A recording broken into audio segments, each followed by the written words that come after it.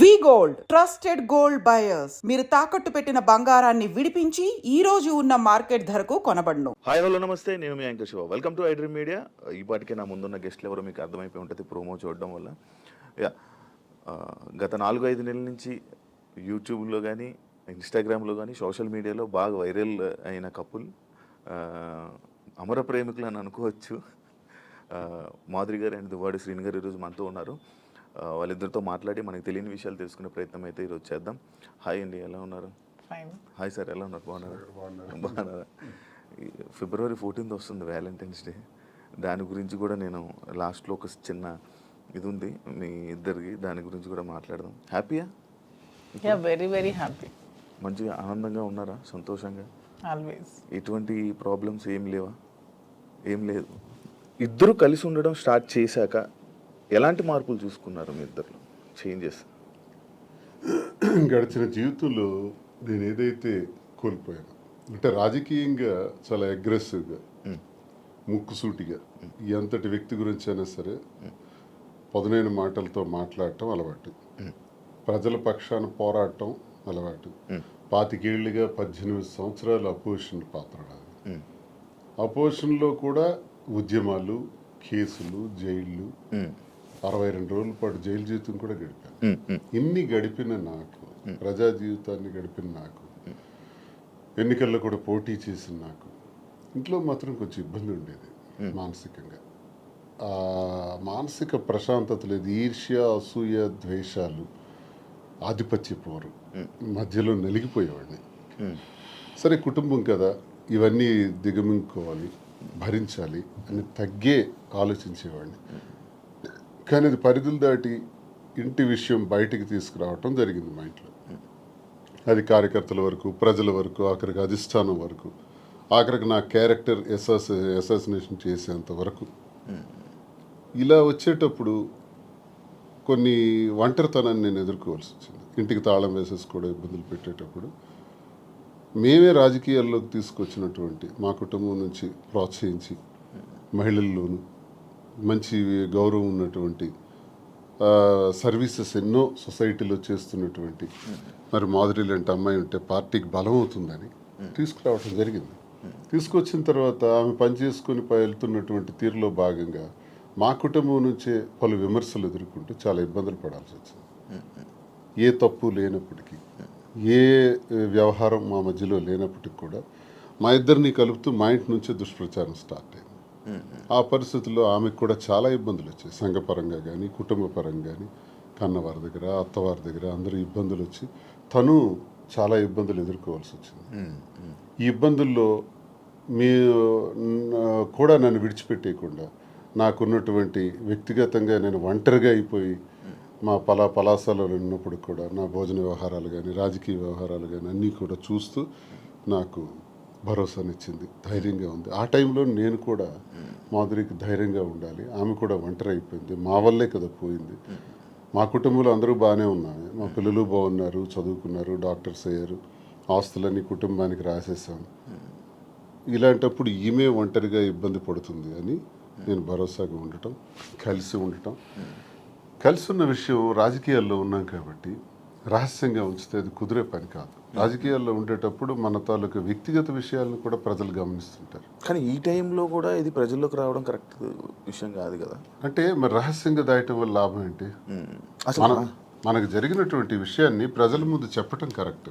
నాకామె ఎవరో తెలియదు మాధురి అని నేను చెప్పొచ్చు, మా శ్రీనివాస్ ఎవరో నాకు తెలియదు అని మాధురి చెప్పొచ్చు. అందరు చేసే పని ఇదే. చాలా మందికి చాలా వ్యవహారాలు ఉంటాయి, బయట పెట్టుకోరు. కానీ మాదా పరిస్థితి కాదు.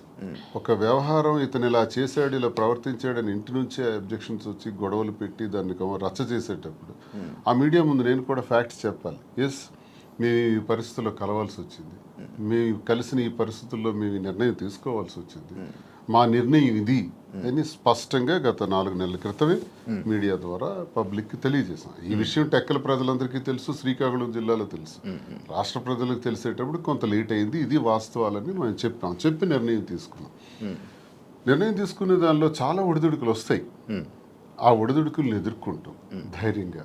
మాకున్నటువంటి బాధ్యతలు కూడా ముఖ్యంగా ఉన్నాయి. పిల్లలు ఆమెకు నాకు కలిపి 5 పిల్లలు. 5 పిల్లల్ని కూడా జాగ్రత్తగా చూసుకోవాలి.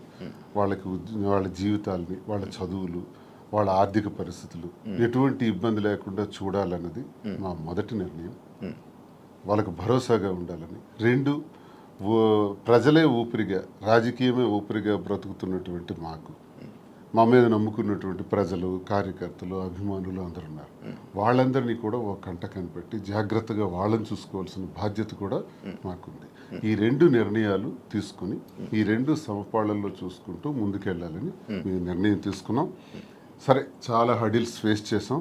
Now we are very happy. Actually ఇప్పుడు మీరు చెప్పిన విషయంలో ఇది చూసుకుంటే స్టార్టింగ్ మానసికంగా దానికి ఇంట్లోనే నాకు పీస్ఫుల్ లేకపోవడం వల్ల దీనివల్ల ఈ డిసిషన్ తీసుకోవాల్సి వచ్చింది. అంటే ఈ డిసిషన్ తీసుకున్నారా, లేకపోతే ఇంట్లోనే ఏమైనా అంతా మిమ్మల్ని బాధ పెట్టి ఇబ్బంది పెట్టి అంటే వాళ్ళే కావాలి అని అన్న వెర్షన్ కూడా కొన్ని వీడియోస్లో మనకు కనబడుతుంది. అంటే మిమ్మల్ని కావాలనుకుంటున్నారు, పిల్లలు కానీ లేకపోతే వైఫ్ కానీ కావాలనుకుని అంత ఫైట్ చేసినట్టు మాకు కనిపించింది. మళ్ళీ మీరు చెప్తుంది ఇంట్లో ఇలా ఇబ్బందులు ఉన్నాయి, అందుకు మానసికంగా నాకు లేకపోతే స్ట్రెస్ లేకపోతే ఇవన్నీ ఉండడం వల్ల నేను ఈ స్టెప్ తీసుకున్నాను అంటున్నారు. అంటే ఈ ఏజ్లో ఇలాంటి టైంలో మీరు ఒక 10 మందికి అలా కాదు, ఇంట్లో ఉండాలి, ఏం కష్టం వచ్చినా నిలబడాలి అని చెప్పలే, కానీ ఇలా చేయడం ఎంతవరకు కరెక్ట్ అనేది ఆడియన్స్. ఎంతోమంది జీవితాలకి ఎన్నో గొడవలు ఇలాంటివే నా దగ్గరికి వస్తే సర్దుబాటు చేసి సరిచేసి పంపినవాడిని. ఎన్నో కుటుంబాలను లైనప్ చేసేవాడిని. అది లైనప్ చేసే దానిలో ఆర్థిక ఇబ్బందులు ఉన్నా సరే వాళ్ళకి తోడ్పడి నిలబెట్టినటువంటి పరిస్థితి. నాకే ఇటువంటి పరిస్థితి వస్తాయి. ఇప్పుడు కుటుంబం అన్నాక, వివాహ జీవితం అన్నాక ఎన్నో సమస్యలు వస్తాయండి. ఆ సమస్యలన్నింటిని ఎదుర్కొనే ముందుకు అడుగు వెయ్యాలి. అదే కుటుంబ జీవితం అంటే, అదే వివాహ వ్యవస్థ అంటే. ఇవన్నీ బాగా తెలిసిన వాళ్ళని. కానీ నా పరిస్థితి ఏంటంటే ఆధిపత్య పోరు. ఇప్పుడు ఫర్ ఎగ్జాంపుల్ ఎమ్మెల్యేగా నేను పోటీ చేస్తుంటాను, ఆ టికెట్ నాకు కావాలి. వ్యాపారాల్లో పీక్స్కుంటాను, ఆ వ్యాపారం నా పేరున ఉండాలి. ఇది ఒక విచిత్రమైన కోణం అనమాట. కుటుంబం గురించి జరిగే చర్చ కాదు, ఆధిపత్యం గురించి జరిగే చర్చ. భర్త అయితే ఏంటి, భార్య అయితే ఏంటి అనుకుంటే గొడవే లేదు. ఉదాహరణకు రాజశేఖర రెడ్డి గారితో నేను అడుగులు వేశాను. విద్యార్థి దశ నుంచి ఆయనతోనే నా జీవితం ప్రారంభమైంది. నాకు జిల్లాకు కూడా పరిచయం చేసిన దువ్వాడ శ్రీనివాసన్ రాజశేఖర రెడ్డి గారు. సార్తో అంత చనువుగా ఉండేవాళ్ళం. పాదయాత్ర గట్టిగా ఆర్గనైజ్ చేశాను. ఆ పాదయాత్రలోనే హరిశ్చంద్రపురంలో నువ్వు పోటీ చేయి ఎర్రన్నాయుడికి వ్యతిరేకంగా నాకు టికెట్ కూడా డిసైడ్ చేసేసాను. చేసినప్పుడు సరేలేని ఇంకా నేను ఆ బిజీలో ఉంటుండగా వాణి తండ్రి రాజశేఖర రెడ్డి గారి దగ్గరికి వెళ్ళి ఆ టికెట్ మాకు ఇవ్వాలి, లేదంటే మేము ఇండిపెండెంట్గా వేస్తాం. అప్పుడు రాజశేఖర రెడ్డి గారు స్టేట్లో నా ఒక్కడికి ఒక బ్లాంక్ బీఫామ్ ఇచ్చారు. నీ పేరు రాసుకుంటావో, నీ వాణి పేరు రాసుకుంటావో నీ ఇష్టం, కానీ ఏదైనా జరిగితే నిన్నే నేను అడుగుతా, ఎలక్షన్ గురించి నీతోనే మాట్లాడుతూ, you are the incharge of the constituency అన్నారు. సరే, ఆ బాధ్యత అప్పచెప్పారు సార్. అని నేనేం చేశానంటే డివాణి అని పేరు రాసి ఇచ్చాను. అది 2004 సంవత్సరం, ఇది 2024 సంవత్సరం. ఓకే. ఈ ఎన్నికల మధ్యలో 20 ఏళ్లలో మా గొడవ అదే గొడవ. ఆ గొడవ వల్ల మాకు మనశ్శాంతి ఉండేది కాదు ఇంట్లోకి అడుగు పెట్టగానే. నేను చిత్తడి నేలల కోసం, రైతుల కోసం, మత్స్యకారుల కోసం, స్వదేశీ మత్స్యకారుల కోసం ఒక 7-8 సంవత్సరాలు ఉద్యమాల్లో ఉండేవాడిని. ఆ ఉద్యమాల్లో నా మీద కేసులు, 18 కేసులు, 62 రోజులు జైలు జీవితం, నా మీద ఫైరింగ్ ఆర్డర్స్, ఇదంతా ఒక జీవితం. వీటన్నింటికి కూడా ఇంట్లో నుంచి సపోర్ట్ ఉండేది కదా. జైల్లో ఉండేటప్పుడు కూడా నన్ను పరామర్శించడానికి కూడా వచ్చే పరిస్థితి ఉండేది కాదు. ఇవన్నీ అనుభవించినా నా గుండెల్లోనూ దాచుకున్నాను. లాస్ట్కి మాధురేనే అమ్మ. ఇప్పుడు 28 ఏళ్ల నా జీవితంలో, 25 ఏళ్ల నా రాజకీయ జీవితంలో ఎప్పుడు నా దగ్గరికి మహిళలు రాలేదా? నేను ఎప్పుడైనా ఎవరితోనైనా అసభ్యంగా ప్రవర్తించానా? ఎవరితోనైనా అసభ్యంగా బిహేవ్ చేయలేదు కదా. మరి ఎందుకు ఇప్పుడే వచ్చింది నా మీద? ఎప్పుడు లేనిది ఇప్పుడెందుకు క్రియేట్ చేశారు? కేవలం ఇది రాజకీయంగా వాడుకోవాలి, అంటే నన్ను బదనాం చేయాలి. అంటే మీ ఇద్దరు రిలేషన్లో ఉన్నారని ఫస్ట్ రూమర్ స్టార్ట్ చేశారా? మీకు లేకపోయినా కూడా తను రాజకీయంగా వచ్చింది, నేను రాజకీయంగా ఉన్నాను. ఓకే. ఇలా వస్తున్న వాళ్ళందరి మీద రూమర్స్ క్రియేట్ చేసేయచ్చా? అది ఇంట్లో నుంచి క్రియేట్ అయితే ఎంత పెద్ద సమస్య అవుతుంది. అది తప్పని చెప్పకుండా ఒకటి టికెట్ కోసం ప్రాధాన్యత, టికెట్ కోసం ఒక ప్రయత్నం. ఈ ప్రయత్నాలు నేను ఎలా తట్టుకోవాలి? పిల్లల్ని అల్లారు ముద్దుగా పెంచి, గుండెల మీద పెంచి ఒక స్థాయికి తీసుకొచ్చి కుటుంబాని కోసం తలగ్గి, ఆఖరికి టికెటే కదా కావాలి. అధిష్టానాన్ని నేను రిక్వెస్ట్ చేసా, టికెట్ ఆమెకి ఇచ్చేయండి అన్నాను. నేనే తగ్గిపోయాను. అప్పుడు వాణికి అధిష్టానం ద్వారా టికెట్ నేనే ప్రకటింపజేశాను. కానీ మళ్ళీ ఆమె గ్రాఫ్ కోల్పోయిన తర్వాత మళ్ళీ ఆ టికెట్ నాకే రావటం, నేనే పోటీ చేయాల్సిన అవసరం వచ్చింది. సో 100 మెట్లు దిగే నేను ఆమెకు అంగీకరించాను. అప్పటికీ కాంప్రమైజ్ కాలేదే. ఆ తర్వాత తాళం వేసేస్తున్నారు ఇంటికి. ఆ ఇంటికి తాళం వేసేటప్పుడు తలుపులు తన్నుకుని లోపలికి వెళ్ళలేక కాదు, అసలు మనసులో ఏం నడుస్తుంది. టికెట్ కావాలని టికెట్ తీసుకున్నారు, ఇంటికి తాళం వేశారు, సమాజంలో అభాస్పాలు చేశారు. ఇంక నేను ఎలా బ్రతకాలి? కారులో 7-8 రోజులు పడుకున్నాను. ఆఖరికి మా మదర్ దగ్గర వెళ్ళి ఒక ఏడాది కాలం పట్టున్నాను. ఇవన్నీ టెక్కల ప్రజలకు తెలుసు, ఇవన్నీ మీలాంటి వాళ్ళు ఎంతమందికి తెలుసు. ఇన్ని బాధలు పడిన తర్వాత, ఇంటికి తాళం వేసిన తర్వాత, మనసులో నేను ఉండకూడదు, శ్రీనివాస్ నాకు అక్కర్లేదు అనుకునేటప్పుడు నేనేం చేయగలను? అలాంటిది ఎలక్షన్ తర్వాత కూడా ఇంటి మీదకి వచ్చి, ఇంటి మీద కూడా గొడవ పెట్టి, అక్కడ నేను టెంపరీగా కొట్టుకుని ఇంటి మీద, నువ్వు ఇక్కడి నుంచి పోవాలి. కోరికలు ఏంటంటే టెక్కల నుంచి బయటకు పో, ఎక్కడైనా ఉండు, మాధురితో ఉంటావో ఇంకెలా ఉంటావో నాకు అనవసరం, టెక్కల్లో మాత్రం నువ్వు ఉండటానికి వీల్లేదు. ఇలాంటి విచిత్రం. ప్యాంటు షర్ట్ గాడు అంటాం, లుంగీ షర్ట్ గాడు అంటాం, వాడికి ఏముందని చెప్పటం, మేమే తిండి పెట్టి పోషించాం, వాడు ఒక పూర్ ఫ్యామిలీకి చెందినవాడు అంటాం. అవునండి, ప్యాంటు షర్ట్ లుంగీ షర్ట్ గాడు భార్య అంటే వాళ్ళ అమ్మని, మా అమ్మని తిట్టడం, మా తమ్ముళ్ళని తిట్టడం, కుటుంబాలని అవమానపరచడం ఎంత భరిస్తాం? మీరు మీడియాలోనే చూసారు ఈ మాటలన్నీ. ఇవన్నీ భరించుకుంటా తల్లిని తిడితే భరించాలి, తమ్ముళ్ళని తిడితే భరించాలి, నన్ను అవమానపరిస్తే భరించాలి. ఇవన్నీ భరించుకుంటానే ఉన్నాను 28 ఏళ్ళు పిల్లల కోసం. కానీ మరి తనది రహస్యంగా ఉంచలే. అది 4 walls మధ్య సెటిల్ అయి ఉంటే నిజంగా ఆ అభిమానంతో భర్తే కావాలని తను అనుకుని ఉంటే మాధురి ఇంట్లో ఉండేవారు, నేను నా ఇంట్లో ఉండేవాడిని. కథ ఇంతవరకు వచ్చి ఉండేది కాదు. పరిస్థితులు, ప్రభావాలే మమ్మల్ని ఇంతవరకు తీసుకొచ్చిన ఈ పరిస్థితుల్ని మనం రహస్యంగా ఉంచుకోకూడదు, ప్రజలకు చెప్పాలి. ప్రజలకు వాస్తవాలను తెలియజేస్తే, వాస్తవాల ద్వారా వాళ్ళు మంచి చెడులను గ్రహించి ప్రజలే దేవుళ్ళని నమ్మిన నేను ప్రజలకు ఇవి నేను తెలియజేస్తే వాళ్ళే మనకు అగ్రభాగాన్ని కూర్చోబెట్టగలరు, లేదా అధోపాతాళానికి తొక్కేయగలరు. ప్రజలకు ఆ శక్తి ఉంది. కాబట్టి ప్రజలకే చెప్తే నాకు న్యాయం జరుగుతుందని నేను నమ్మి ప్రజలకు మేమిద్దరం కూడా వాస్తవాలు తెలియజేస్తాం. మా పరిస్థితికి ఇలా ఉండడానికి మా ఈ పరిస్థితులు, ప్రభావాలే కారణం. ఆ కారణం నేను ఒంటరి, తను ఒంటరి, రోడ్డు మీద నిలబడాల్సిన పరిస్థితులు వచ్చేటప్పుడు ఒకరికొకరు భరోసాగా నిలబడ్డాం. ఆ భరోసా ప్రేమగా మారింది. ఓకే, మీరు అప్పటికి ఒంటరిగా ఉండేవాళ్ళ, మీ హస్బెండ్ గారు ఉండేవాళ్ళ విన్నాను?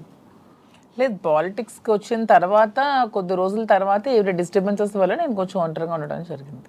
ఓకే, ఈయన గురించి ఒంటరిగా ఉండడం స్టార్ట్ చేశారు, లేకపోతే లేదు, ఆవిడ వలన నేను నా ఫ్యామిలీకి దూరమే ఒంటరిగా ఉండటం జరిగింది. మీ ఎక్స్ హస్బెండ్తో ఏం ప్రాబ్లమ్స్ ఏం లేవా మీకు? ప్రాబ్లమ్స్ అంటూ పెద్దగా లేవు, కానీ డిస్టర్బెన్సెస్ అంటూ ఉన్నాయి. అంటే తను ఎప్పుడు ఫారెన్లోనే ఉంటారు, తను ఎప్పుడు ఇండియాకి రావడానికి ఇష్టపడేవారు కాదు. నాకు ఫారెన్కి వెళ్ళడం ఇష్టం లేదు, నాకు ఎప్పుడు ఇండియాలో ఉండటం ఇష్టం. సో మేము ఎంత రిక్వెస్ట్ చేసినా వచ్చేవాళ్ళు కాదు. ఫ్యామిలీకి ప్రిఫరెన్స్ కంటే తను ఎక్కువ మనీకి ప్రిఫరెన్స్ ఇచ్చేవాళ్ళు. మేము చాలాసార్లు అడిగాం, ఇలా నాకు లోన్లీగా ఉండడం ఇష్టం లేదు, మీరు వచ్చి ఫ్యామిలీతోనే ఉండండి అని. తను ఒప్పుకునే వాళ్ళు కాదు. సో అలా మా మధ్యన డిస్టర్బెన్సెస్ పెరిగాయి, వాని వల్ల ఇంకొంచెం పెరిగి ఇంక సెపరేట్ అవుదామని నిర్ణయించుకున్నాం. ఓకే, మీ ఇద్దరు కలవడానికి రీజన్ ఎవరు, అసలు ముఖ్య కారణం ఎవరు? అంటే మీ ఇద్దరు పరిస్థితులు, ప్రభావాలు అవసరం. పరిస్థితులు, ప్రేమ కాదా? ప్రేమ కూడా పరిస్థితుల వల్ల మేము కలిసిన తర్వాత మా మధ్యలో ప్రేమ మొదలైంది. ఓకే, ఆ ప్రేమ కోస్తే ఎక్కువైంది. పలాసలో నేను ఉండేటప్పుడు ఎలా పోతే నాకెందుకు, నా కుటుంబ రాజకీయాల్లో తీసుకెళ్లి నన్ను స్పాయిల్ చేశారు, నా క్యారెక్టర్ అసాసినేషన్ చేశారని వాళ్ళ ఇంట్లో తను ఉండిపోవచ్చు, లేకపోతే తను నిర్ణయం తీసుకోవచ్చు. ఇంకా నన్ను పాపం ఒంటరిని చేస్తారు. ఆయన వెళ్ళి పలాసలో ఉన్నాడు, ఎలా భోజనం చేస్తున్నాడు, ఎక్కడికి వెళ్తున్నాడు, ఆయన కార్లు ఏంటి, ఆయన మనుషులు ఏంటి, ఆయన ఎక్కడ ఉండాలి, ఇవన్నీ చూడవలసిన అవసరం తనకేంటి? ఏంటి అవసరం? నాకేమైనా ఆస్తులు ఉన్నాయా, అంతస్తులు ఉన్నాయా, లేదా పవర్ ఉందా, లేకపోతే ఏముందని చెయ్యాలి. కానీ అక్కడ ఏంటంటే ఒక తోటి మనిషిగా అభిమానం చూపించింది. నేను ఇబ్బందుల్లో ఉండేటప్పుడు నా కోసం ఇంత బాధ్యత వహించినటువంటి అమ్మాయిగా, తను నష్టపోతూ నా కోసం నిలబడినటువంటి అమ్మాయిగా నాకు కూడా ఒక ఏ ప్రేమనైతే కోల్పోయినాను జీవితంలో, ఆ ప్రేమ నేను ఆమె దగ్గర పొందాను. సో ఇది నేను అనుకుంటాను గత జన్మ సుకృతం. ఏది కూడా ఊరికే రాదు, జన్మజన్మల అనుబంధం, అది కంటిన్యూషన్ వస్తుంది. గత జన్మలో అక్కడ తాగింది, ఇప్పుడు ఇక్కడతో కంటిన్యూ అవుతుంది. అని మీరు గత జన్మలో కూడా మనిషిగా వచ్చారంటారా? ఇప్పుడు 2 ఉంటాయి సార్. కృష్ణ పరమాత్ముడు చెప్పినట్టు కర్మ సిద్ధాంతం ఒకటి ఉంటుంది, ABCD గత జన్మలో నేర్చుకున్నాం అనుకోండి, EFGHL ఎక్కడి నుంచి స్టార్ట్ చేస్తాం. అంటే ఈ నుంచి ఎలా స్టార్ట్ చేస్తామంటే ABCD గత జన్మలో నేర్చుకున్నటువంటి ఆ కంటిన్యూషన్ అనేది ఈ జన్మకు ఉంటుంది అన్నది ఖచ్చితంగా గత జన్మ సుకృతాలు, గత జన్మ వ్యవహారాలే ఈ జన్మ కొనసాగింపుగా ఉంటాయని కృష్ణ పరమాత్ముడు చెప్పింది, గీతలో కూడా చెప్పినటువంటిది. అది ఒకవైపు నమ్మితే అది నిజం. నేను కర్మ సిద్ధాంతాన్ని నమ్ముతాను కాబట్టి అది నిజం. లేదు సైంటిఫిక్గా వెళ్ళామనుకోండి, ఇట్స్ ఎ కెమికల్ రియాక్షన్, రసాయనిక చర్య. మనిషికి మనిషికి మధ్యన జరిగినటువంటి ఆలోచనలు, కలయికలు, ఆ పరిస్థితుల ప్రభావాలు బట్టి ఒక మనిషి మీద ఒక మనిషికి ఆకర్షణ, కోపము, వ్యతిరేకత, రకరకాల భావాలు ఎందుకు కలుగుతాయంటే రసాయనిక చర్యల వల్లే కలుగుతాయి. అలా అని కూడా అనుకోవచ్చు, సైన్స్ ఎప్పుడైనా కలగొచ్చు అంటారా? కలగచ్చు. అంతే. ఏ మనిషి ఎప్పుడు ఎలా మారుతారో, ఎప్పుడు శత్రువులు అవుతారో, ఎప్పుడు మిత్రులు అవుతారో, ఎప్పుడు ఏ రకంగా మారుతాం అన్నది ఇదంతా మనిషికి మనిషికి మధ్యన ఉండేది కెమికల్ బ్యాలెన్స్. అది ఇంబ్యాలెన్స్ అయితే ఇంకో రకంగా మారుతాం, వైలెంట్ గా మారుతాం. సైన్స్ ప్రకారం లేదు, కర్మ సిద్ధాంతం ప్రకారం వెళ్తే గత జన్మ సుకృతం. ఏదనుకున్నా మాది కెమిస్ట్రీ పరంగా చూసుకుంటే, సైన్స్ ప్రకారం చూసుకుంటే రసాయనిక చర్య, లేదు కర్మ సిద్ధాంతం ప్రకారం చూసుకుంటే గత జన్మ సుకృతం. ఓకే మాధురి గారు, మీరు ఇద్దరు కలిసి ఉండడం స్టార్ట్ చేశాక మీలో ఉన్న మార్పులు ఏం చూసారు మీరు మీ జర్నీ? అంటే ఏ ఒంటరితనంతో నేను బాధపడ్డానో, ఏ ప్రేమ తక్కువై నేను సఫర్ అయ్యాను. మీకు కూడా ప్రేమ తక్కువైంది ఇంట్లో? మరి ఇద్దరు వేరే వేరేగా, ఒకరు ఫారెన్ లో ఒకరు ఇండియాలో ఉంటే ప్రేమ తక్కువ ఉంటుంది. వైఫ్ అండ్ హస్బెండ్ అంటే దగ్గరగా ఉంటాయి కదా బాండ్ అనేది. అంటే లాంగ్ డిస్టెన్స్ లవ్ స్టోరీస్ అని ఇప్పుడు రీసెంట్ గా బాగా వైరల్. నాకు అలాంటివి నచ్చవు. కొంతమంది ఒక్కొక్క స్టోరీస్ నచ్చుతారు. మీకు లాంగ్ డిస్టెన్స్ స్టోరీస్ నచ్చవు. స్టోరీ లేదు. నాకు మాత్రం నా పక్కనే హస్బెండ్ ఉండాలనే ఫీలింగ్ తో ఉన్న అమ్మాయి నేనైతే మొదటి నుంచి ఉన్నాను. సో నాకు ఎరువైతే నేను శ్రీనివాస్ గారితో నా లైఫ్ స్టార్ట్ చేశానో, నా జర్నీ, అప్పటి నుంచి నాకు హ్యాపీనెస్ కానీ, మీరు అన్నట్టు నా ఒంటరితనం పోయి నాకు అంటూ ఒక తోడు దొరికింది. హ్యాపీగా ఉన్నాను. నన్ను వదిలే ఏ రోజు కూడా ఎక్కడికి ఇంతవరకు ఈ 4 yearsలో ఎప్పుడు ఎక్కడికి పోలేదు. ఎప్పుడు నాతోనే ఉంటారు. ఎక్కడికి వెళ్ళినా ఇద్దరం కలిసే ట్రావెల్ చేస్తాం. ఏ పనైనా ఇద్దరం కలిసే చేస్తాం.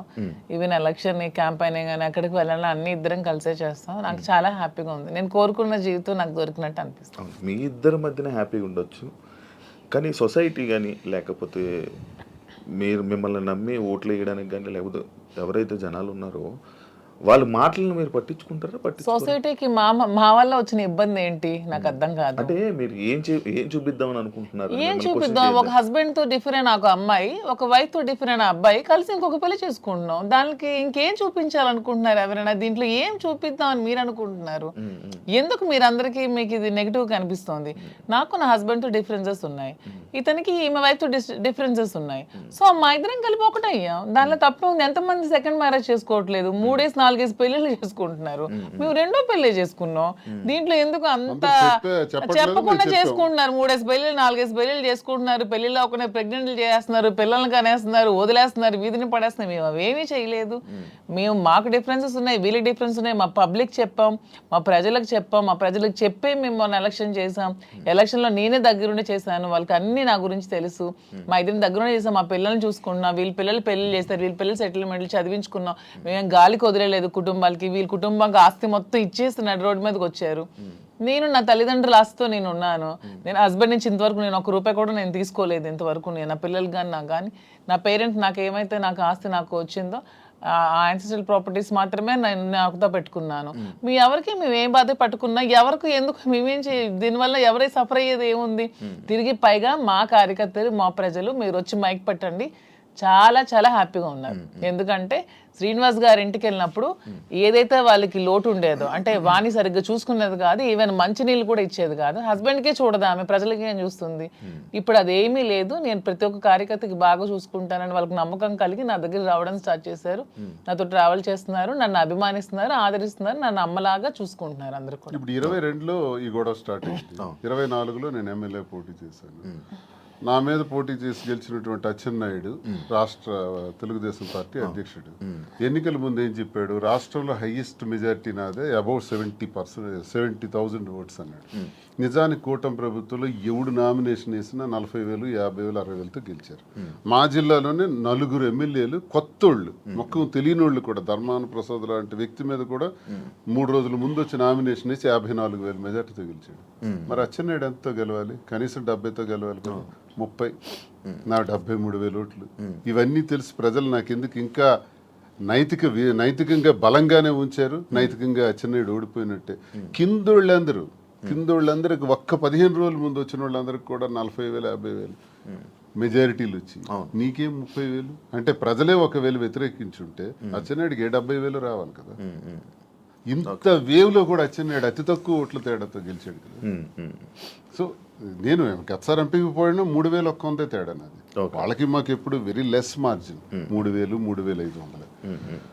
సో మాకు ప్రజలు బుద్ధి చెప్పాలంటే ఓట్లతోనే చెప్పేవాళ్ళు కదా. వీడు ఇలాంటోడు సంఘ వ్యతిరేకమైన పని చేసాడు, కొట్టండి అనుకుంటే నాకు 20-30,000 ఓట్లకి కుదించేసి ఆయనకు 1,00,000 మెజారిటీ ఇవ్వచ్చు. అది జరగల ఇంత వేవ్ లో కూడా. అదే మాకు ప్రజల్లో అయినా పర్సనల్ లైఫ్ ని ప్రైవేట్ లైఫ్ కి ఏంటి సంబంధం అండి? ఇది మా ఫ్యామిలీస్ మధ్యలో ఉన్న డిస్టర్బెన్సెస్ తో మేము ఒకటే. పర్సనల్ లైఫ్ ప్రైవేట్ రహస్యంగా ఉంటూ అబద్ధాలు ఎవడైతే ఆడతాడో వాడు దొంగ. పర్సనల్ లైఫ్ ను ఓపెన్ గా తెరచిన పుస్తకంలో జనం ముందు చెప్పేస్తే దొంగలు ఎలా అవుతాం? వాస్తవం చెప్పిన వాళ్ళు అవుతాం. ప్రజలే గుర్తించారు, ప్రజలే గౌరవిస్తున్నారు. ఈ రోజు మాకున్న గౌరవం పెరిగింది సమాజంలో. ప్రతి ఒక్కళ్ళు ఎక్కడ చూసినా సార్ ఒక సెల్ఫీ అంటారు. కార్లను ఓవర్టేక్ చేసుకుని స్పీడ్గా వచ్చి ఫోటో కావాలని అడుగుతున్నారు. డాక్టర్స్, ఇంజనీర్లు, పెద్ద పెద్ద ఎంప్లాయీస్, ఉన్నత స్థాయి వాళ్ళు, పోలీస్ ఆఫీసర్స్, పెద్ద పెద్దోళ్ళు కూడా. ఒక పెద్ద ఆఫీసర్ అయితే మొన్న చేయి తీసుకొని గుండె మీదలో పెట్టుకొని పెద్దగా ఊపిరి తీసాడు. ఏం సార్ ఏంటి అంత ఎమోషన్ అవుతున్నారు ఏంటంటే, మీరంటే నాకు ఇష్టం సార్. ఆయన ఏం అర్థం చేసుకున్నారు? పెద్ద ఆఫీసర్. ఇంకా చాలా మంది పేర్లు చెప్పకూడదు. వాళ్ళు ఏం అర్థం చేసుకున్నారు? ప్రతి ఒక్క జీవితంలో కూడా కథ ఉంది. ఆ కథ చాలా మంది చెప్పలేక భరిస్తున్నారు. మేము చెప్తాం. ఇప్పుడు మీరు ఇన్స్పిరేషన్ అంటారు, చాలా మందికి ఇన్స్పిరేషన్. ఆవేశం ఎలా వస్తుంది? వాళ్ళ కళ్ళల్లో ఆర్ద్రత ఎలా వచ్చింది? ఆ సంతోషం ఎలా వచ్చింది? 1,600 ఉన్నటువంటి యూట్యూబ్ మా ఫాలోవర్స్ ఈ రోజు 1,00,000 దాటారు. 1,45,00,000 వ్యూవర్షిప్ ఎలా వచ్చింది? ఇదంతా ఎక్కడి నుంచి వచ్చింది? అభిమానంతో వస్తుంది. అభిమానమా కాంట్రవర్సీ అంటారు? కాంట్రవర్సీ ఎందుకు రావాలంతా? ఫాలో అప్ ఎందుకు చేయాలి? న్యూస్ కదా, లేటెస్ట్ న్యూస్ కదా, లేటెస్ట్ రెండు ఉంటాయి. ప్రతి ఒక్కరికి రెండు ఉంటాయండి. ఎవరికైనా సరే 2 కోణాలు ఉంటాయి. ఏ మనిషికైనా సరే విమర్శలు ఉంటాయి, పొగడ్తలు ఉంటాయి, రెండు ఉంటాయి. అవన్నీ బ్యాలెన్స్ చేసుకొని వెళ్తేనే జీవితం. రావణుడిని మెచ్చింది ప్రజలే, రాముడిని మెచ్చింది ప్రజలే. రెండు ప్రజలే. మీకు రావణుడు ఇష్టం ఉండొచ్చు, నాకు రావణాసుడు అంటే ఇష్టం. ఎవరి లైఫ్ స్టైల్ వాళ్ళది. నాకు రావణాసుడు హీరో, నేను హీరోగా చూస్తాను. సార్ రాముడు అంటే హీరో. అది ఎవరి ఇష్టం వాళ్ళది. ఎలా చూస్తున్నారు? రాముడు అనుకుంటున్నారు, రావణాసుడు? నేను డిఎస్ఏ అనుకున్నాను. డిఎస్ కి ఒక బ్రాండ్ ఉంది, దువ్వాడ శ్రీనివాస్ అంటే ఒక బ్రాండ్. ఎవరితో కంపేర్ చేయను. హీ స్పెషల్ అంటే. సార్ మీ బిజినెస్ అన్ని వదిలేసారా? వదిలేదు, అన్ని లాగేసుకున్నారు. మేమేం బిజినెస్ వదిలేదు. మైన్స్ నాది 25 years నుంచి మైన్స్ కంపెనీ. ఎప్పుడు మైన్స్ ప్రపంచ స్థాయిలో కూడా ఐకాన్ బ్రౌన్ గ్రానైట్ ఓనర్ గా మంచి పేరు ప్రఖ్యాతులు సంపాదించాం. మైన్స్ లో బాగా పీక్స్ కి వెళ్ళాను. ఈ గవర్నమెంట్ ఉంటే ఒకలాగా, లేకపోతే రిజల్ట్ రోజు ఈవినింగ్ లాగేసుకున్నాం. 4వ తారీఖు ఎన్నికల ఫలితాలు వచ్చాయంటే ఆ సాయంత్రం కల్లా నా మైన్ ఒక్కసారి కొట్టి పంపించేశారు. ఈ రోజు వరకు పర్మిట్స్ ఇవ్వట్లా. 61 కోట్లు లాస్ సడన్ గా గవర్నమెంట్ రావటం వల్ల, కూటమి ప్రభుత్వంలో అచ్చెన్నాయుడు వీళ్ళు టార్గెట్ పెట్టారు. సరే ఇవన్నీ చేస్తుంటారు వాళ్ళు, భరిస్తారు. శ్రీను గారు అంత మైనింగ్ కంపెనీలు అలాంటి పెద్ద పెద్ద బిజినెస్లు చేసిన మీరు రీసెంట్గా చీరలు బిజినెస్లోకి తీసుకొచ్చేసారని చెప్పి కామెంట్స్ కామెంట్స్. దానికి బిజినెస్, సారీస్ బిజినెస్ కాదా? ఏదైనా బిజినెస్ ఏనండి. దానిలో కామెంట్ చేయడానికి ఏముంది? ఇప్పుడు శ్రీనివాస్ గారు ఎప్పుడు మైన్స్ బిజినెస్, తను ఫస్ట్ నుంచి కూడా. పర్లాకిమిడిలో వరల్డ్ ఫేమస్ మెటీరియల్ తను అక్కడ ఉంది. పర్లాకిమిడిలో తను క్వారీ చేశారు. ఆ క్వారీని కూడా ఇలా లిటిగేషన్స్ పెట్టి కేసులు పెట్టేసి ఇతను ఓడిపోగానే వాళ్ళ పార్టీ రాగానే టీడీపీ హయాంలో క్లోజ్ చేసేసారు. దాన్ని నిలదక్కుని పాపం మళ్ళీ కొత్తగా టెక్కల్లో స్టార్ట్ చేశారు. దాన్ని కూడా మొన్న రిజల్ట్ రోజు ఈవినింగే మొత్తం కూల్ చేశారు. పోర్టులో కాంట్రాక్ట్స్ వర్క్స్ చేశాం మేమిద్దరం. దాన్ని ఆపేశారు. సో ఇంకేం చేయాలి? నాకు ముందు నుంచి కూడా ఈ శారీస్ విషయంలో నాకు ఒక ప్యాషన్ ఉంది. నాకు ఒక ఫ్యాషన్ మీద ఒక ప్యాషన్తో, ఇంట్రెస్ట్తో నాకు ఈ శారీస్ స్టోర్ పెట్టాలని ఎప్పటి నుంచో ఆలోచన ఉంది. దట్టు ఈ శారీస్ బిజినెస్ ఏంటి, పాలిటిక్స్కి సంబంధం లేకుండా ఉండే బిజినెస్, పీపుల్కి మాకు, పబ్లిక్కి మాకు రిలేటెడ్గా ఉండే బిజినెస్ అనేది ఈ శారీస్ బిజినెస్. ఎందుకంటే మేము పబ్లిక్ ఎంత ఫెయిర్గా ఉంటే వాళ్ళు నచ్చితే మా దగ్గరికి వస్తారు, కొనుక్కుంటారు, వెళ్తారు. సో దీనిలో పొలిటికల్ ఇంటర్ఫీరెన్స్ అంటూ ఏమీ ఉండదు. సో అందుకని నేను శ్రీనివాస్ గారికి ఇంతవరకు మనం మైండ్స్ ఇవన్నీ చేసాం, చేసి ఎప్పుడు కోల్పోతూనే ఉన్నాం, ఎప్పుడు కూడా నిలదొక్కుకోలేదు. ఈ 4 years లో కూడా 30-40 crores వరకు పెట్టాం, లాస్ అయిపోయాం. మళ్ళీ ఇదే స్టార్ట్ చేసాం, మళ్ళీ నెక్స్ట్ టైం పార్టీ వస్తుందో రాదో, మళ్ళీ ఏమవుతుంది, పొలిటికల్గా ఇబ్బంది పడుతున్నాం. కాబట్టి ఇదన్నిటికీ డిఫరెంట్గా మనం తెలంగాణ అంటే ముందు నుంచి శ్రీనివాస్ గారికి నాకు హైదరాబాద్ మా ఫేవరెట్ ప్లేస్, మా ఇద్దరికి కూడా. హైదరాబాద్ ప్రజలు కూడా చాలా మంచి మనసున్న మనుషులు, ఎవరు వచ్చినా ఆదరిస్తారు, బ్రతకడానికి బ్రతుకు తెరునిస్తుంది హైదరాబాద్. అదొక చాలా పెద్ద ప్రపంచం హైదరాబాద్ అనేది, చాలా మందికి లైఫ్ని ఇస్తుంది. సో ఈ ప్లేస్ ని మనం చూస్ చేసుకుందాం. నేను కంపేర్ టు నాకున్న ఫ్యాన్ ఫాలోయింగ్ లో ఒక 10% ఆంధ్రాలో ఉంటే 90% నాకు హైదరాబాద్ లోనే ఉన్నారు, అంత మంచిగా నన్ను ఆదరిస్తున్నారు. సో మనం ఫస్ట్ బిజినెస్ హైదరాబాద్ లో స్టార్ట్ చేద్దాం, నాకు ఇంట్రెస్ట్ ఉంది, మీరు కొంచెం సపోర్ట్ చేయండి. అపార్ట్ ఫ్రమ్ యువర్ పాలిటిక్స్ నా కోసం ఒక 10% టైం మీరు కేటాయించి బ్యాక్ ఎండ్ లో ఉంటూ నాకు సపోర్ట్ చేయండి అని చెప్పాను. చెప్పగానే శ్రీనివాస్ గారు కూడా దీనికోసం మేము 5-6 months నుంచి దీని మీద మేము వర్కౌట్ చేసాం.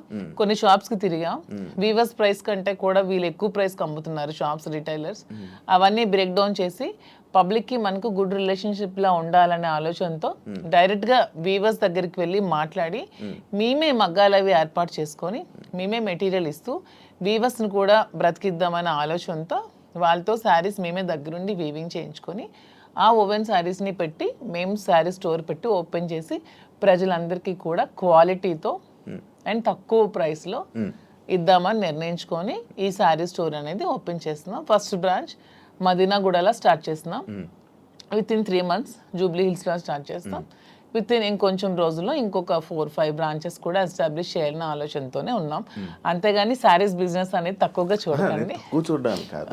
అంటే ఒక మంచి గ్రేట్ లీడర్ శ్రీకాకుళంలో, మంచి దువ్వాడ శ్రీని గారు అంటే మంచి నేమ్ ఉంది, అంత లీడర్లా ఉండేవాళ్ళు. ఆయన నోట్లో నుంచి ఎప్పుడు లైక్ జనాల దగ్గరికి వెళ్ళే అవి ఇవి వినేవాడు. కాకపోతే మైనింగ్ కంపెనీ బిజినెస్ చేసేవారు, ఒక మంచి బిజినెస్ మ్యాన్ అనుకునే వాళ్ళం. కానీ అలాంటి ఆయనతో నోట్లో నుంచి మేము ఇలా శారీ బిజినెస్ చేయబోతున్నాం ఇలా చెప్తుంటుంటే ఎలా ఉండే ఆయన్ని ఎలా చేశారు, ఎలా ఉండే ఆయన ఎలా చేయడం. బిజినెస్ అనేది ఏదైనా బిజినెస్, అది ఏదైనా చిన్న ప్రొడక్ట్ అయినా పెద్ద ప్రొడక్ట్ అయినా బిజినెస్ అనేది బిజినెస్ కింద క్యాలిక్యులేట్ చేయాలి. అది చీర, జాకెట్టా, లేకపోతే ఇంకేంటా అని చూడకూడదు. బిజినెస్ నాకు దీంట్లో ఇంట్రెస్ట్ ఉంది, ఇంతవరకు మైండ్స్ లో అతనికి ఇంట్రెస్ట్ ఉంది, మైండ్స్ వల్ల కోల్పోయాం. సో నా ఇంట్రెస్ట్ ఒకసారి వచ్చి చూడండి, చేద్దాం. మీకు తనకి ప్రజలే ఇష్టం, తనకి ప్రజాజీవితం ఇష్టం, ఇది కూడా ప్రజలకు లింకప్ అయ్యేది. మా కింద 100 మంది పనిచేస్తారు, మా ప్రజా సంబంధాలు ఇంకొంచెం బాగుంటాయి, ఇంకొంచెం మనకి పీపుల్ తో బాండింగ్ పెరుగుతుంది. వాళ్ళు కూడా మనం తక్కువ ప్రైస్ కి ఇస్తే ఓకే, శ్రీనివాస్ గారు మౌజీ దగ్గరికి వస్తే మనకు తక్కువ ప్రైస్ కి శారీ వస్తుందని గుడ్ విల్ మనకు వస్తే చాలు, కోట్లు సంపాదించాల్సిన అవసరం లేదనే ఉద్దేశంతో శారీ స్టోర్ ఓపెన్ చేస్తాం. ఓకే, అంటే ఈ బిజినెస్కి దువ్వాడ గారు 3-4 కోట్లు ఎంతో ఇచ్చారు, ఆయన డబ్బులు ఇచ్చి ఈ బిజినెస్ కోసం శ్రీనివాస్ గారు ఎవరేమనుకున్నా నాకు అనవసరం. శ్రీనివాస్ గారు అన్ని ఆస్తులు వానికి రాసిచ్చేసి వచ్చేసారు. With empty hands he came out. అక్కడి నుంచి మా లైఫ్ని మళ్ళీ మేము ప్రారంభించుకున్నాం. దీనికోసం మా పేరెంట్స్ ఇచ్చిన ప్రాపర్టీస్ మాత్రమే నేను సేల్ చేసి బిజినెస్లో పెడుతున్నాను. అలానే నాది వేరు, శ్రీనివాస్ గారు వేరని మాకు లేదు. మీరు అడిగిన క్వశ్చన్కి ఆన్సర్ చెప్పాం. మా ఇద్దరు తన దగ్గర ఎన్ని కోట్లున్నా నాకు ఇస్తారు. ప్రెసెంట్ లేవు, లాగేసుకున్నారు అందరూ, ఉంటే నాకు ఇస్తారు ఖచ్చితంగా. సో నా దగ్గర ఉన్న ప్రతిదీ అతనిదే. మా ఇద్దరి మధ్యలో నీది నాది అనే తేడా లేదు. అయినా మా ఇద్దరు ఇప్పుడు మొగుడు పల్లాలి. మా ఇద్దరు నాదైనా ఒకటి, అతనిదైనా ఒకటి, ఎవరికి సంబంధం లేదు. ఎవరు డబ్బులు పెడితే మీకేంటి ప్రాబ్లం? మీ బిజినెస్ చేస్తున్నావా, మంచి ప్రొడక్ట్ అందిస్తున్నావా అనేది మీరు చూడండి. డబ్బు గురించి ఆయనకి దగ్గర అయ్యారని కూడా టాక్. అది ఫేక్ అదే చెప్తున్నాను కదా. మీరు కావాలంటే అన్ని మొత్తం డాక్యుమెంట్స్ అవన్నీ వెనక్కి వెళ్ళి తీసుకోండి. ఆస్తులన్నీ రాసిచ్చి తను చెప్తున్నాను 0 బ్యాంక్ బ్యాలెన్స్ తో వచ్చారు నా దగ్గరికి. అందుకే నేను అంటున్నాను, మా బంధం మీరు ఎన్ని కామెంట్ చేసుకున్నా మాది 100% ప్యూర్ లవ్. ఎందుకంటే నేను అతని నుంచి ఏది ఆశించలేదు, 1 రూపాయి ఆశించలేదు. అతను పదవిలో లేరు, నేను పదవిని ఆశించడానికి, అతను డబ్బులు లేవు, డబ్బు ఆశించడానికి ఏమి ఆశించుకున్నా 100% అతని మనసు, అతని వ్యక్తిత్వం, అతని హానెస్టీ, అతని హంబుల్నెస్ ఇవే చూసి నేను ఇష్టపడ్డాను. దాంతోనే ఇప్పుడు కలిసి ఉన్నాం. అతని దగ్గర ఏ ఆస్తులు లేవు, అన్ని బాణీకి ఇచ్చేసి వచ్చేసారు. ఇటీవల కాలంలో ఒక 2 కోట్ల రూపాయలు విలువైన 2.5 కోట్ల విలువైనటువంటి ఒక అసెట్ విశాఖపట్నంలో అమ్మారు. అలాగే శ్రీకాకుళంలో కూడా కొన్ని ల్యాండ్స్ అమ్మారు. అమ్మి ఈ డబ్బులన్నీ కూడా అక్యుములేట్ చేసి ఈ బిజినెస్ మా ఫాదర్ నాకు ఇచ్చిన ప్రాపర్టీస్ అన్ని నేను ఇప్పుడు అమ్మేశాను. ఎప్పటి నుంచో మా ఫాదర్ నాకు ఇచ్చే 2009 నుంచి అవి నా పేరు మీద ఉన్నవి. ఇప్పుడు బిజినెస్ కోసం నేను అమ్మేసి మరి బిజినెస్ స్టార్ట్ చేశాను. అంటే మీరు స్టార్టింగ్ అంటే ఆయనకి పరిచయం అవ్వకముందు నుంచి, రాజకీయంలోకి రాకముందు నుంచి మీరు డబ్బులు మేము ఫైనాన్షియల్ గా వెల్ సెటిల్డ్. మా ఫాదర్ వాళ్ళు వెల్ సెటిల్డ్, మా హస్బెండ్ వాళ్ళు కూడా వెల్ సెటిల్డ్. అన్ని వెల్ సెటిల్డ్ ఫ్యామిలీ ఫైనాన్షియల్ గా. మాకు ఫైనాన్షియల్ గా ప్రాబ్లమ్స్ కానీ ఏమి కూడా లేవు, ఎప్పుడు కూడా లేవు. వెల్ సెటిల్డ్ ఫ్యామిలీనే. ఇప్పుడు వీటి కోసం మేము ఆస్తులు అమ్మాల్సి వచ్చింది, లేకపోతే ఆస్తులు అమ్మాల్సిన అవసరం కూడా లేదు. ఎందుకంటే ఎలక్షన్ లో ఉన్న డబ్బులు కొంచెం ఉంటే అవి కూడా కోల్పోయాను. మా ఇద్దరు ఉండడానికి ఇల్లు కూడా కట్టుకున్నాం, దానికోసం కొంచెం డబ్బులు పెట్టవలసి వచ్చింది. సో ఇప్పుడు మళ్ళీ బిజినెస్ స్టార్ట్ చేయడానికి ఈ ప్రాపర్టీస్ అమ్మాల్సి వచ్చింది. లైక్ అంటే ఈ కామెంట్స్ రావడానికి గల రీజన్స్ ఏంటంటే, మీరు అది కొన్ని వీడియోస్ మీ డ్యాన్స్ చే సంబంధించిన వీడియోస్ కొన్ని సోషల్ మీడియాలో వైరల్ అవ్వడం జరుగుతుంది. అది మీరేనా? అది ఇప్పటికీ చెప్తున్నాను, అది నేను కాదు. అసలు ఆ మనిషి కూడా నా అలాగ లేదు. అది ఎందుకు ఎవరికి అనిపించిందో, ఎవరికి పెట్టాలనిపించిందో కావాలనే కూటమి ప్రభుత్వం వాళ్ళే ఖచ్చితంగా దీన్ని ఈ పిల్ల సైనికులు అంటారు కదా, బచ్చగాళ్ళు, ఆ బచ్చగాళ్ళు ఈ కొంతమంది కలిపి ఐటీడీపీ అని ఇదొన్న పేజ్లో పెట్టి అనవసరంగా ట్రోల్ చేశారు. అలా నేను డాన్స్ చేసే అమ్మాయిని నేనేం కామెంట్ చేయట్లేదు. నాకు రికార్డింగ్ డాన్స్లు, నాకు స్టేజ్ల మీద డాన్స్ చేసుకోవాల్సిన అవసరం నాకైతే ఎప్పుడూ లేదు. ఎనీబడి కెన్ ప్రూవ్ చేసుకోండి. సార్ అప్పుడే చెప్పారు, ప్రూవ్ చేసుకుంటే నేను 1 crore rupees వాళ్ళకి గిఫ్ట్ ఇస్తానని. మొన్న ఛానల్లో కూడా నాకు అవసరం లేదు. అలానే నేను ఒకటే చెప్తున్నాను, ఎవరి బ్రతుకుతారు కోసం వాళ్ళు చేసుకుంటారు. ఇదే డాన్స్ స్టేజ్ మీద పబ్లిక్ గా బట్టలు ఇప్పి చేస్తున్నారు, వాళ్ళేమో హీరోయిన్లు అంటున్నారు. స్టేజ్ మీద చేస్తే స్టేజ్ రికార్డింగ్ డాన్సర్లు అన్నారు, నానా రకాల పేరు పడుతున్నారు. నేను ఎవరు అమ్మాయిని కామెంట్ చేయట్లేదు. నాకైతే మీరు వెళ్ళి మా ప్లేస్ లో ఎంక్వైరీ చేసుకోండి, నేను పుట్టిన ప్లేస్ లో, మా అత్తగారి ప్లేస్ లో. ఈ విమర్శలు చేసేవాళ్ళు ఎవరైనా ఆ అమ్మాయి మాధురి అని ప్రూవ్ చేస్తే 1 crore ఇస్తాం. ఒకవేళ వాళ్ళు ప్రూవ్ చేయలేకపోతే వాళ్ళు సరెండర్ అవుతామంటే అమ్మాయి ఎవరో కూడా మేమే తెచ్చి పెడతాం. ఎందుకు అమ్మాయిని బయటకు లాగాలి, పెళ్లి చేసుకుని హ్యాపీగా ఉంది కాబట్టి. మాకు అమ్మాయి తెలుసు, అది ఏ రికార్డింగ్ డ్యాన్స్ ట్రూపో కూడా తెలుసు. కానీ అలాగ అమ్మాయినే మాధురి అని చూపించిన వాళ్ళకి నేను అంటున్నాను, 1 crore మీకు బహుమానం కింద ఇస్తాను, దయచేసి అది ప్రూవ్ చేయండి అంటున్నాను. అంటే చీప్ ట్రిక్స్ ప్లే చేయడం, ట్రోల్ చేసి ఎందుకు అలా ట్రోల్ చేయాల్సిన అవసరం ఏముందో నాకు అర్థం కాదు. అలా చేస్తే ఏమొస్తుంది? అంటే ఇప్పుడు మాధురికి నాకు మేము ఒక మనసుతో ఉన్నాం కదా, మరి అలా చేస్తే ఏమొస్తుంది మీకు? ఎవడా చేసేవాడు? రికార్డింగ్ డాన్స్ చేసే అమ్మాయిని పెళ్లి చేసుకుని, రికార్డింగ్ డాన్స్ అమ్మాయిని ఓవర్సీని పెళ్లి చేసుకుని నీకేంటి నొప్పి? పెట్టినోడికి ఏంటి నొప్పి? అలాగైతే మీరు డాన్స్ చేసి మీరే ఒప్పుకున్నట్టు. నేను కాదు కదా, నేను ఒప్పుకోవడానికి అమ్మాయి నేను కాదు. నేనైతే నిజంగా నేను ఒప్పుకుంటాను. I'm very bold and straight forward. నేను ఒప్పుకుంటాను. If it is me, I will agree. నేనే అదా, నేను డాన్స్ చేసిన వీడియోస్ చాలా ఉన్నాయి, నేను పెట్టుకుంటున్నాను కదా. నేను చేసి నేనే పెట్టుకుంటాను. నేను అది కానప్పుడు నేను ఎలా ఒప్పుకుంటాను? అలానే అదే అంటున్నాను, ఒకవేళ డాన్స్ చేసిన అమ్మాయినే దువ్వాసం చేసుకుంటే మీకేంటి పెయిన్? అమ్మాయి మాత్రం అమ్మాయి కాదా, ఆడపిల్ల కాదా? ఎందుకు అంత ట్రోల్ చేయాల్సిన అవసరం ఏముంది? అంత నెగిటివిటీ స్ప్రెడ్ చేయాల్సిన అవసరం ఏముందని అడుగుతున్నాను నేను. ఒకవేళ ఆ అమ్మాయే మాధురి అని ప్రూవ్ చేయాలనుకుంటే 1 crore బహుమతి ఇస్తాం, తీసుకురండి అంటున్నాం. ఎవరైతే వచ్చారో వాళ్ళకి. అంటే ఇప్పుడంటే ఏ జనరేషన్ వచ్చేసింది, ఫేస్లు మార్పిడి ఇది. ఆ వీడియో చూస్తే అప్పుడెప్పుడు 2003 వయసు ఎంత తెలుసు? ఏమండి నాకు ఇప్పుడు 34 years అండి. 2000 అన్న ఏజ్ ఎంత ఉంటది? ఓకే, ఆ వీడియో ఎప్పుడు చాలా ఓల్డ్. నేను 2000 అన్న ఏజ్ ఎంత ఉంటుంది చెప్పండి? 2005 లో నేను 10th. నాకు ఎంత ఏజ్ ఉంటుంది? నాకు 2010-11 అప్పుడు నేను ఎంత పిల్లని ఉంటాను. ఆ అమ్మాయి అంత డాన్స్ నాకు నేను ఎలా చేయగలను? కొంచెం నా పోనీ అట్లీస్ట్ నా చిన్నప్పుడు ఫోటోలు ఏవో చూపిస్తే మీకు తెలుస్తుంది. ఎప్పుడో మాదిరి చూపిస్తున్నారు కదా. అట్లీస్ట్ 2005 లో నేను 10th. పోనీ అప్పుడు నాతో చదువుకున్న వాళ్ళకి తెలుస్తుంది కదా. ఏదో మీలాంటి వాళ్ళు నమ్మాలి, ఎవరు తెలియని వాళ్ళు. తెలిసిన వాళ్ళకి ఏంటో తెలుసు. చెప్తున్నా అంటే మీరు చూస్తే ఎలా అనిపిస్తుంది? అలాగే నాకు ఎక్కడ అనిపించట్లేదు, మా వాళ్ళకి ఎవరికి అనిపించట్లేదు. మీకు ఎలా అనిపిస్తుందేమో మరి, మాకైతే తెలియదు. మా అందరికీ తెలుసు, ఎవరు మా జిల్లా అందరికీ తెలుసు అది నేను కాదని. ఇంక మిగతా వాళ్ళు నమ్మితే నమ్మొచ్చేమో కానీ ప్రతి ఒక్కరికి తెలుసు. ఇంక నమ్మినా నమ్మకపోయినా పర్వాలేదు, నేను అనుకున్నా కూడా ఐ డోంట్ కేర్ అంటున్నాను. పోనీ అమ్మాయి కూడా డాన్స్ బాగా చేస్తుంది అనుకుంటే అనుకోండి, దానిలో ఐ డోంట్ కేర్. శ్రీకాకుళం నుంచి వచ్చిన ఒక క్వశ్చన్, ఒక పాయింట్ ఏంటంటే, మాధురి గారు శ్రీని గారికి మందు పెట్టి ఆయన దాన్ని ఏదో అంటారు, ఆయన వలలో వేసుకుని వలలో వేసుకుని వలలో బుట్లో పెట్టుకున్నది ఆ టైపు.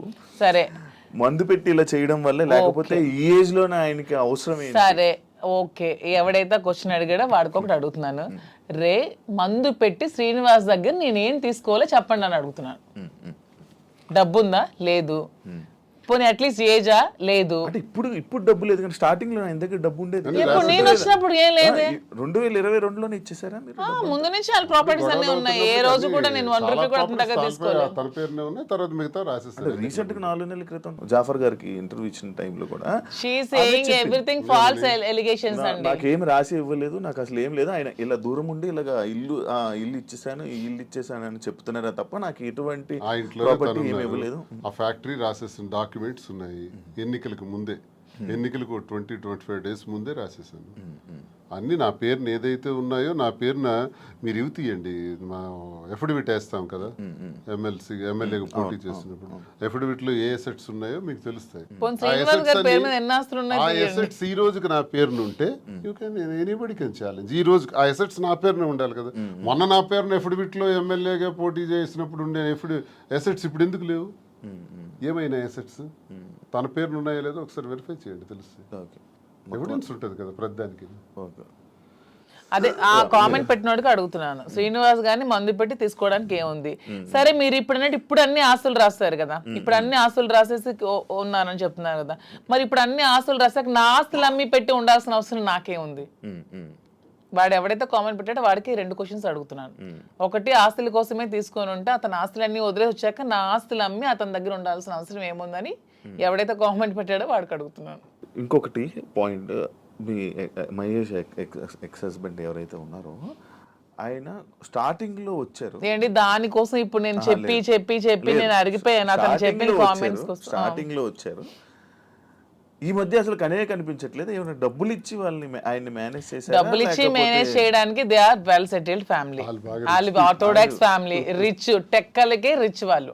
వాళ్ళ ఫాదర్ ఎవరు అడిగినా చెప్తారు, వాళ్ళ ఫాదర్ టెక్కల్లోనే రిచెస్ట్ ఫ్యామిలీ.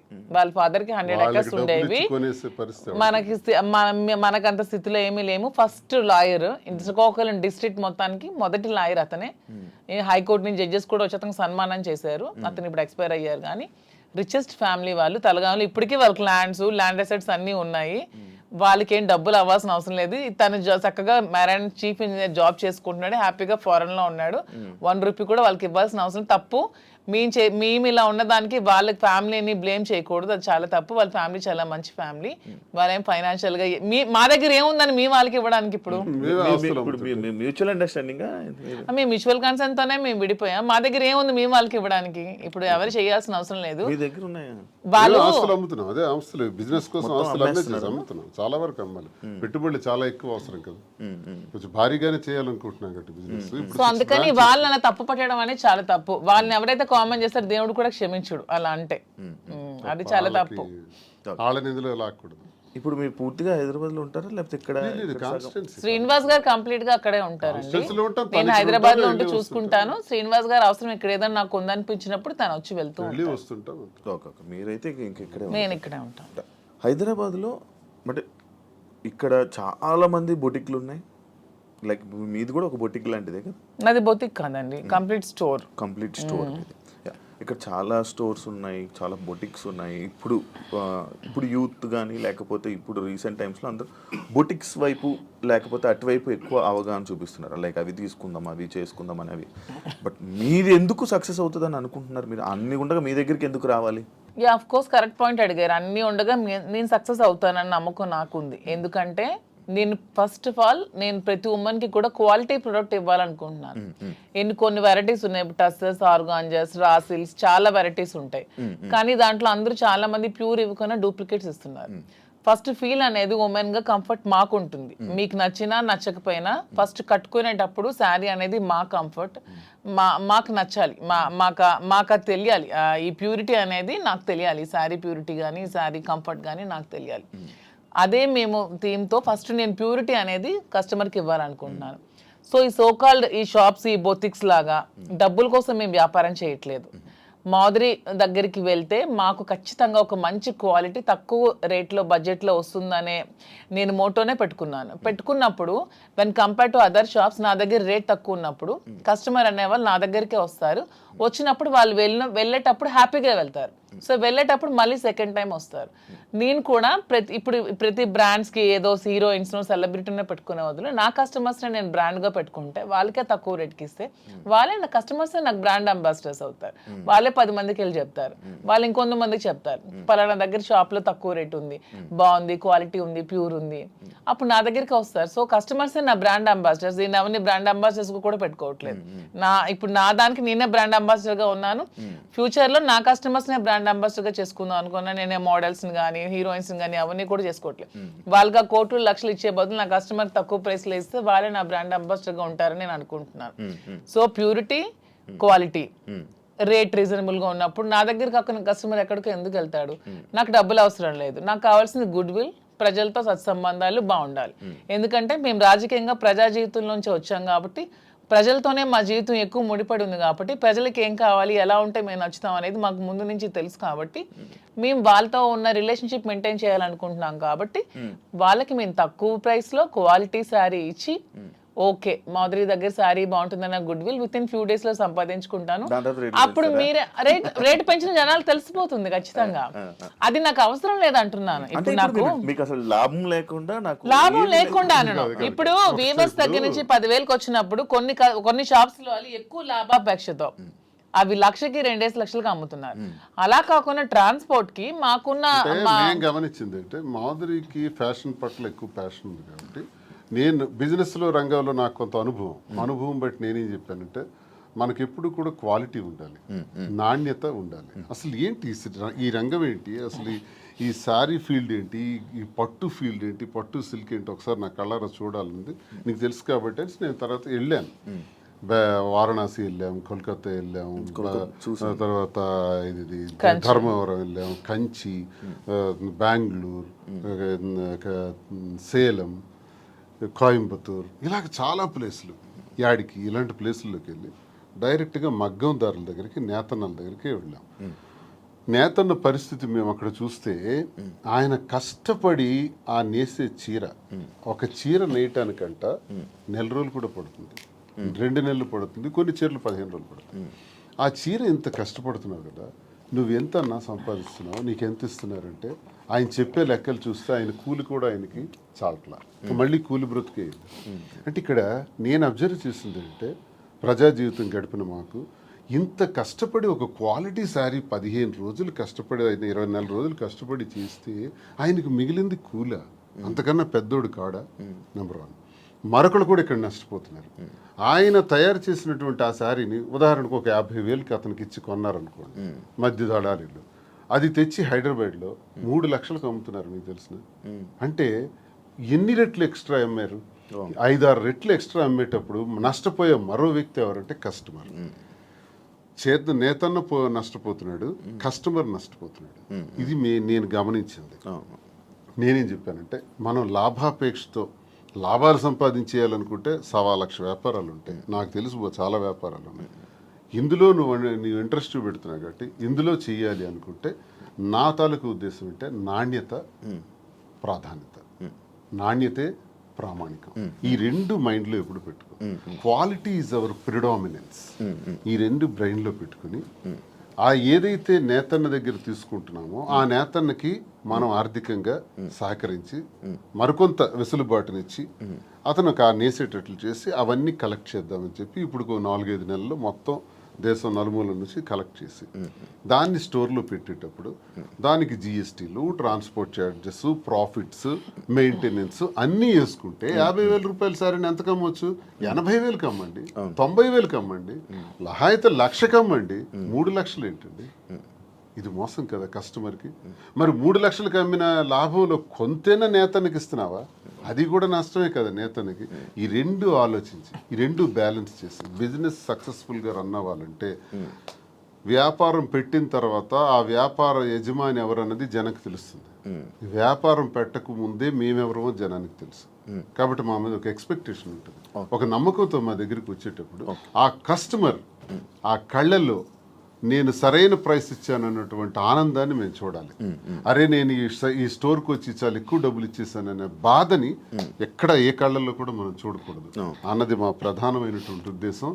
నేతన్న దగ్గర నుంచి కస్టమర్కి మధ్యలో బాధ్యత వహిస్తూ రీజనబుల్ ప్రైస్, సరసమైన ధర ఇవ్వాలన్న దానితో ఇది ప్రారంభించి ఒక 6 బ్రాంచెస్, తర్వాత విజయవాడ, విశాఖపట్నం, రాజమండ్రి, కాకినాడ, బెంగళూరు కూడా అనుకుంటున్నాం. ఇంక జ్యువెలరీ కూడా స్టార్ట్ చేద్దామని ప్లాన్ చేస్తున్నాం. ఒక మంచి ఆలోచనతో దువ్వాడ శ్రీనివాస్ చీరలు అమ్ముతున్నాడా, దువ్వాడ శ్రీనివాస్ ఇలా అయిపోయాడా, అలాగే ఎవరైనా ప్రచారాలు చేసుకుంటే దువ్వాడ శ్రీనివాస్ రాజకీయం వదిలేడు, పదునైనటువంటి భాష వదలడు, తూర్పార పడ్డానికి ఎంత తోడైనా సరే ఆగే ప్రసక్తే లేదు, ప్రశ్నిస్తాడు. దువ్వాడ శ్రీనివాస్ రాజకీయం అనే గ్రౌండ్ ఫీల్డ్ వదిలేడు. దయచేసి ఆ భ్రమల నుంచి బయటపడమని వాళ్ళకి నేను సవాల్ చేస్తున్నాను. వ్యాపారం చేయాలని మాధురికి సహకారంగా పూర్తిగా ఉంటాను.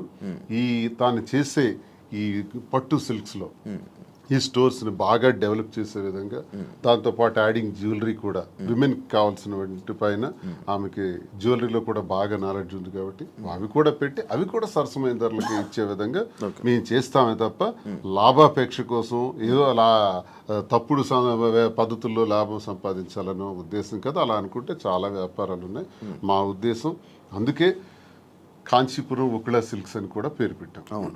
ఒకళామాత పేరు. ఒకళామాత అంటే వెంకటేశ్వర స్వామి తల్లి. ఇంకో హిస్టరీ కూడా మేము దానికి కనెక్ట్ అయినాం. ఎందుకు కనెక్ట్ అయ్యంటే వెంకటేశ్వర స్వామి పేరు పెట్టొచ్చు.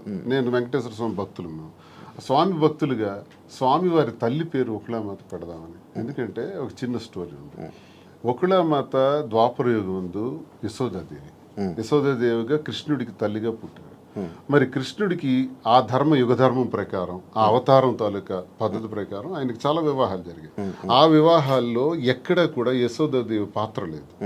అప్పుడు ఆమెకు కోరిక ఉంటుంది, నా కొడుక్కి నేను పెళ్లి చేయలేకపోయానని. అది విష్ణువుకి తెలియజేస్తే విష్ణువు చెప్తారు, అమ్మా ఈ జన్మలో నీకు అది సాధ్యపడలేదు, కలియుగాంతంలో నువ్వు నాకు వివాహం చేస్తావు దగ్గరుండే అని మాటిస్తారు. ఆ మాట ప్రకారమే కలియుగాంతంలో ఆమె ఈ 7 కొండల్లోనే పుట్టి అక్కడే నివసిస్తూ ఓ కుటీరంలో ఉండగా కొన్ని కారణాల వల్ల వైకుంఠం నుంచి ఆ కొండపైనకి రావటం జరుగుతుంది వెంకటేశ్వర స్వామి. అప్పుడు నిరాడంబరుడుగా వచ్చి ఆ కుటీరానికి చేరినప్పుడు ఆమె చూస్తారు. నువ్వెవరు బాబు అని అడిగితే ఆయన సమాధానం చెప్పారు, నీ ఊరు అంటే అన్ని ఊళ్ళు నావే, నీ పేరు అంటే అన్ని పేర్లు నావే అని చెప్తారు. అప్పుడు ఒకళాదేవి ఒకళామాతగా కదా జన్మించారు. నీ పేరు శ్రీనివాసుడు అని పేరు పెడతాను, ఇక నుంచి నేను శ్రీనివాసుడు అని పిలుస్తాను అంటే వెంకటేశ్వర స్వామికి శ్రీనివాసుడు అని పేరు పెట్టింది ఒకళామాత. అక్కడి నుంచి అప్పుడు చెప్తారు ఆయన ఎవరన్నది ఆమెకు అర్థమవుతుంది.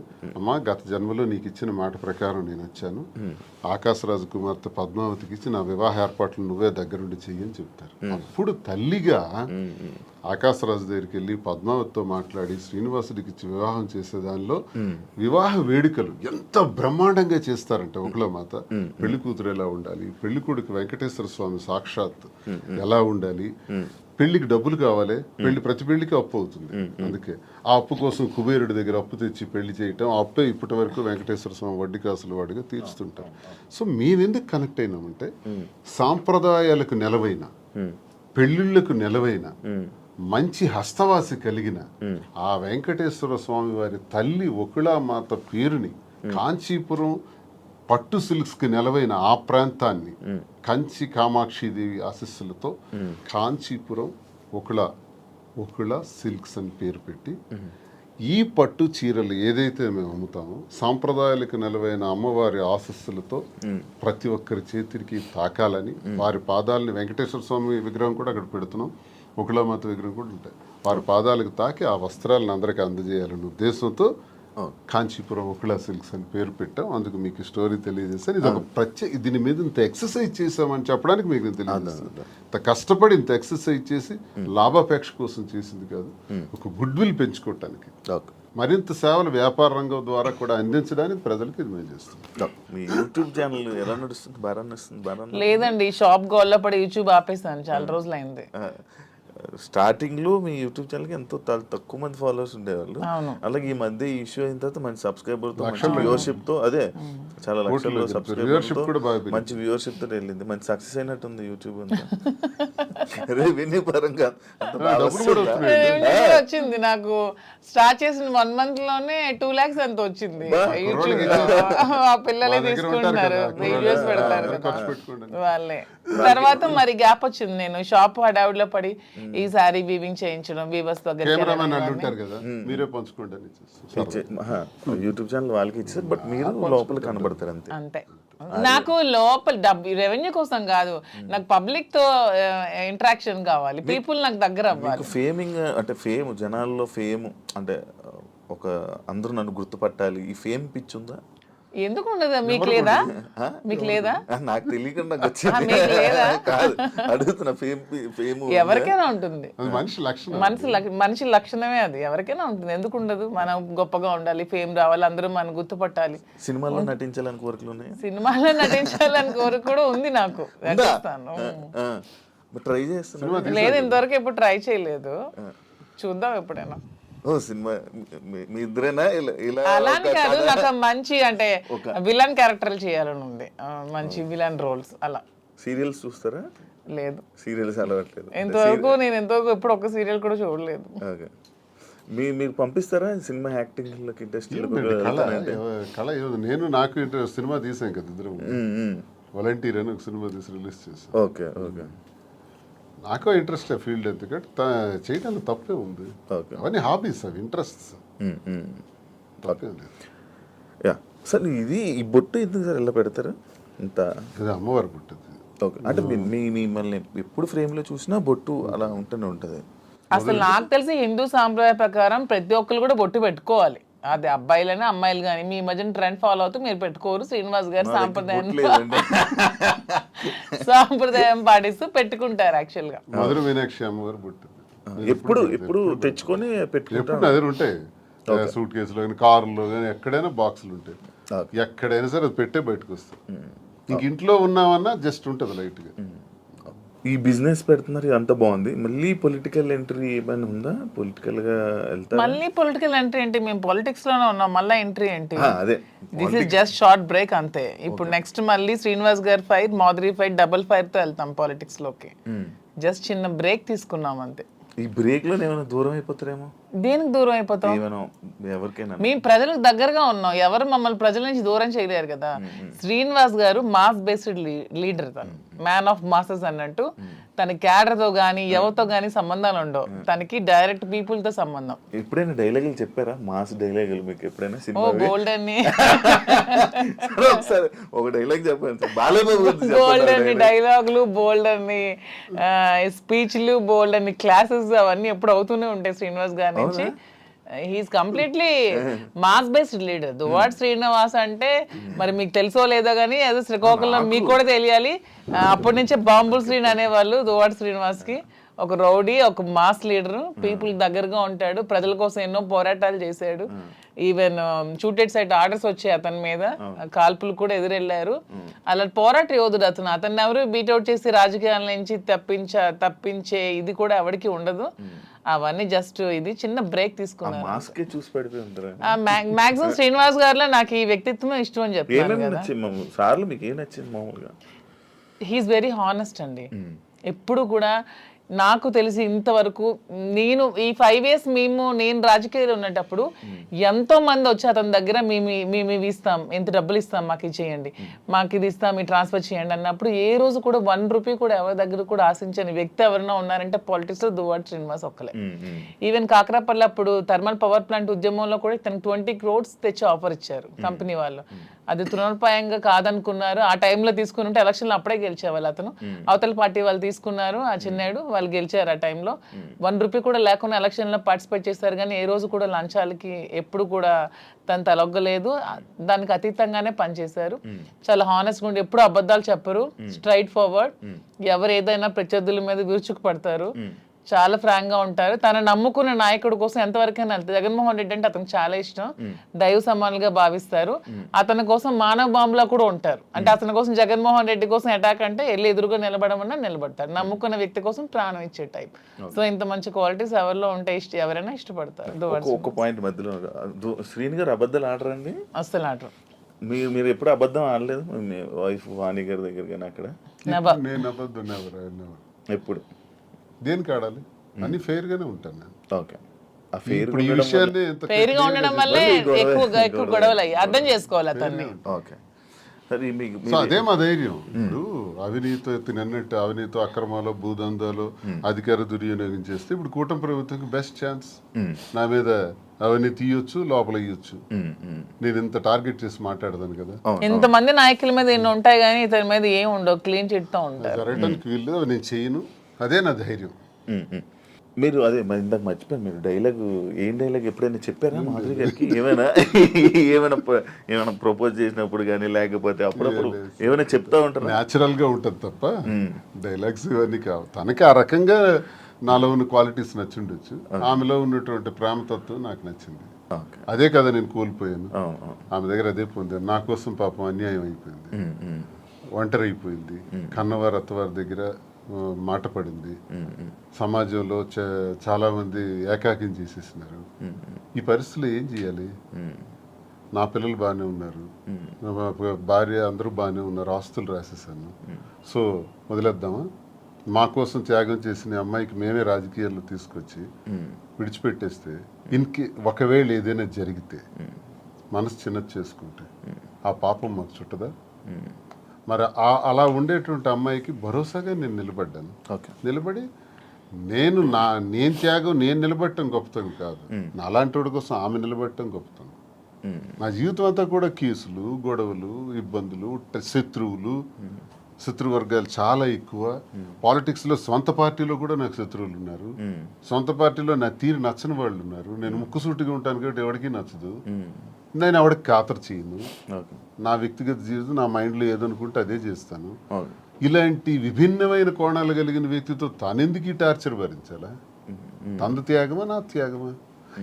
ఇన్ని బాధల మధ్య నేను భరోసాగా ఉండి మేము కలవాల్సిన పరిస్థితి వచ్చిందే తప్ప మేమేదో సమాజానికి చేసింది ఏదో ఇలా ఉండొచ్చా, ఇలా చెయ్యొచ్చా, ఇలా మీకే ప్రశ్నించబడిన వాళ్ళు చాలా మంది అనొచ్చు, ఏం సందేశం ఇస్తాడు, ఇవన్నీ అంటే ఇది మా పరిస్థితి. అన్నీ ఎక్స్ప్లెయిన్ చేసాం. బాగుంది, దయచేసి విమర్శించేవాడు కూడా మీరు చాలా సందేశాలు మీవి తీస్తే బోల్డ్ ఉంటాయి. ఓకే, ఇప్పుడు మీ ఇద్దరు పిల్లల్ని, మీ ముగ్గురు పిల్లల్ని మేమే చూసుకుంటాం అది అన్నారు కానీ వాళ్ళు యాక్సెప్ట్ చేస్తారా? మీ దగ్గర మా ధర్మం చేస్తున్నారా? మా ధర్మం మాది. ఇప్పుడు చేసినా చేయకపోయినా వాళ్ళ పిల్లలు ఆల్రెడీ సెటిల్డ్ అండి. ఒక అమ్మాయి, ఇద్దరు అమ్మాయిలు డాక్టర్లు అయిపోయారు, ఒక అమ్మాయికి ఆల్రెడీ మ్యారేజ్ చేస్తారు, ఇంకో అమ్మాయికి మ్యారేజ్ ఉంది, అది కూడా వాణి గారు డబ్బులు అడిగారు, అది కూడా తను ఒప్పుకున్నారు. మ్యారేజ్ చేయడానికి మేము ఫైనాన్షియల్ గా ఇస్తామని చెప్పి అది కూడా ఒప్పుకున్నారు. దాని కూడా నాకు ఏ విధమైన ప్రాబ్లం కూడా లేదు. ఇప్పుడు అందరూ అనుకుంటూ ఉంటారు మాధురి నాశనం చేసింది, మాధురి ఇచ్చేసింది, అది చేసిందని. ఇక్కడ నాశనం అయిపోయింది, కోల్పోయింది ఎవరు? నేను, నా పిల్లలు. ఈ హోల్ చాప్టర్ లో నేను ఇంతవరకు ఎప్పుడు ఎవరి దగ్గర అనలేదు కానీ మీ ఐ డ్రీమ్, నా పిల్లలు కోల్పోయారు కదా లైఫ్ ని. నా పిల్లలు అనాథలు అయిపోలేదా? నా పిల్లలు సమాజంలో ప్రాబ్లమ్స్ ఎదుర్కోరా? Vani already 58 years old, 60 years women, తనకి అన్ని సెటిల్ అయిపోయింది, ఫైనాన్షియల్ గా వెల్ సెటిల్డ్ అయిపోయింది, పిల్లలిద్దరిని పెళ్లిళ్ళు చేసుకుంది, పిల్లలిద్దరు డాక్టర్లు అయిపోయారు. నా పిల్లలు ఇంకా చిన్న 5 years 7 years పిల్లలే. సో ఇందులో కోల్పోయింది ఎవరు? నేను, నా పిల్లలు. అందరూ ఈజీగా అనేవచ్చు ఆస్తులు తీసుకుంది, అవి చేసుకుంది, ఇవి చేసుకుందని. కానీ హోల్ చాప్టర్లో నేను, నా పిల్లలు లాస్ అయ్యాం. ఇందులో లాస్ అయింది శ్రీనివాస్ గారు లాస్ అవ్వలేదు, వాళ్ళ వైఫ్ లాస్ అవ్వలేదు, వాళ్ళ పిల్లలు లాస్ అవ్వలేదు, నా ఫ్యామిలీ, మా హస్బెండ్ వాళ్ళు లాస్ అవ్వలేదు. దీంట్లో నేను, నా పిల్లలు కోల్పోయాం మా జీవితాన్ని. సో ఇది ఎవరు ఏ విధంగా కామెంట్స్ చేసుకోవచ్చు, కానీ నేను ఓపెన్గా చెప్పాలంటే నా పిల్లలు లాస్ అయ్యారు. సో ఆ పిల్లలు నేను చాలా జాగ్రత్తగా తీసుకుంటూ వాళ్ళు ఉన్నతంగా చదివించుకుంటూ వాళ్ళు ఉన్నతమైన స్థానంలో పెట్టాలన్న ఆలోచనతోనే నేను ఇవన్నీ కష్టపడుతూ చేస్తున్నాను. దీన్ని ఎవరు ఏ విధంగా తీసుకున్నా ఐ డోంట్ కేర్. ఆయన పరువు లాస్ అయ్యారు అని అంటే ఎవరు? శ్రీనివాస్ గారు పరువు ఎక్కడ లాస్ అయింది? శ్రీనివాస్ గారిని ఎవరు అనట్లేదు. ఇప్పుడు మీరే అన్నారు మాధురియే లాక్కుంది, మాధురియే వశీకరణం చేసింది, మాధురియే మందు పట్టింది అంటున్నారు. కానీ శ్రీనివాస్ గారు మాధురిని వశీకరణం చేశాడు, శ్రీనివాస్ మాధురిని మోసం చేశాడు, శ్రీనివాస్ మాధురిని నమ్మబలికాడని ఎవరు అనట్లేదు కదా. పోతుందంటే దేశద్రోహం చేసిన, అవినీతి చేసిన, ఇంకోటికి తాలూకు ఆస్తులు దోచేసిన, ఇలాంటివి పొరుగుపోయాం. అసలు ఇది మా పర్సనల్ ఇష్యూ అండి. పర్సనల్ ఇష్యూకి దీనికి సంబంధం ఏంటి? పర్సనల్ ఇష్యూ మా మానసిక సంఘర్షణ వల్ల మేము తీసుకున్న నిర్ణయాలు. నన్ను క్యారెక్టర్ అసాసినేషన్ చేశారు, నన్ను పొలిటికల్ గా నన్ను ట్రోల్స్ చేస్తున్నారు, నన్ను కామెంట్స్ చేస్తున్నారు, నన్ను కాంట్రవర్సీలో పెడుతున్నారు, ఎన్ని నెగిటివ్ కామెంట్స్ చేస్తున్నారు, నాది కాని వీడియోస్ నేనని పెడుతున్నారు, నాది కాని వాయిస్లు నావని పెడుతున్నారు. ఏ యాక్సిడెంట్ లో ఎన్ని ఒకటా రెండా ఈ 6-7 నెలలుగా నా మీద ఎన్ని చేయాలన్నది ఎవ్వరికి ప్రపంచంలో ఏ పని లేదన్నట్టు, ఒక్క మాధురియే ఉందన్నట్టు నన్నే అటాక్ చేస్తూ, నన్నే ట్రోల్ చేస్తూ, నన్నే సెంటర్ చేస్తూ, నన్నే టార్గెట్ చేస్తూ ఎంత చేయాలో అంత చేస్తున్నారు. నేను ఏ రోజు పోలీస్ స్టేషన్ మెట్లు ఎక్కానని నాకు తెలియదు, పోలీస్ స్టేషన్ చూసానని తెలియదు. ఈ పొలిటికల్ లైఫ్లోకి వచ్చాక, శ్రీనివాస్ గారి లైఫ్లోకి వచ్చాక స్టేషన్లకు తీసుకెళ్ళి కూర్చోబెట్టారు, ఎన్ని పెట్టారు. సో అన్ని కోల్పోయింది నేను, నా పిల్లలు లాస్ అయ్యాం దీంట్లో. వాణి అది చెప్పొచ్చు ఇంటర్వ్యూల ముందుకు వచ్చి, ఏం కోల్పోయిందో చెప్పమానండి. She is well settled, 58 years 60 years ఆమెకి ఆల్రెడీ తన జీవితం చూసేసింది, లైఫ్ అయిపోయింది, పిల్లలు సెటిల్ అయిపోయారు, హ్యాపీగా ఉంది. తను అదే కోరుకుంది, శ్రీనివాస్ గారి నుంచి దూరంగా వెళ్ళిపోవాలి, నాకు ఇండిపెండెంట్ కావాలని కోరుకుంది. తనకి ఎప్పుడు ఒంటరిగా ఉండటం ఇష్టం, శ్రీనివాస్ గారి దగ్గర బతకడం ఇష్టం ఉండదు. ఎందుకంటే ఆమె ఎప్పుడు కరప్టెడ్, శ్రీనివాస్ గారిని ఎప్పుడు కూడా లంచాలు తీసుకోమని ఫోర్స్ చేస్తుంది, డబ్బు పిచ్చి. ఇతనికి నచ్చదు, అక్కడే మొదలయ్యేది వీళ్ళిద్దరికి గొడవ. ఇతను ఎప్పుడు ఫోర్స్ చేసేది డబ్బులు తీసుకోండి. శ్రీనివాస్ గారు ఎప్పుడు అలాంటివి చేయరు. ఆమె ఎప్పుడు కరప్టెడ్, ఆమె ఎప్పుడు అది చేస్తుంది.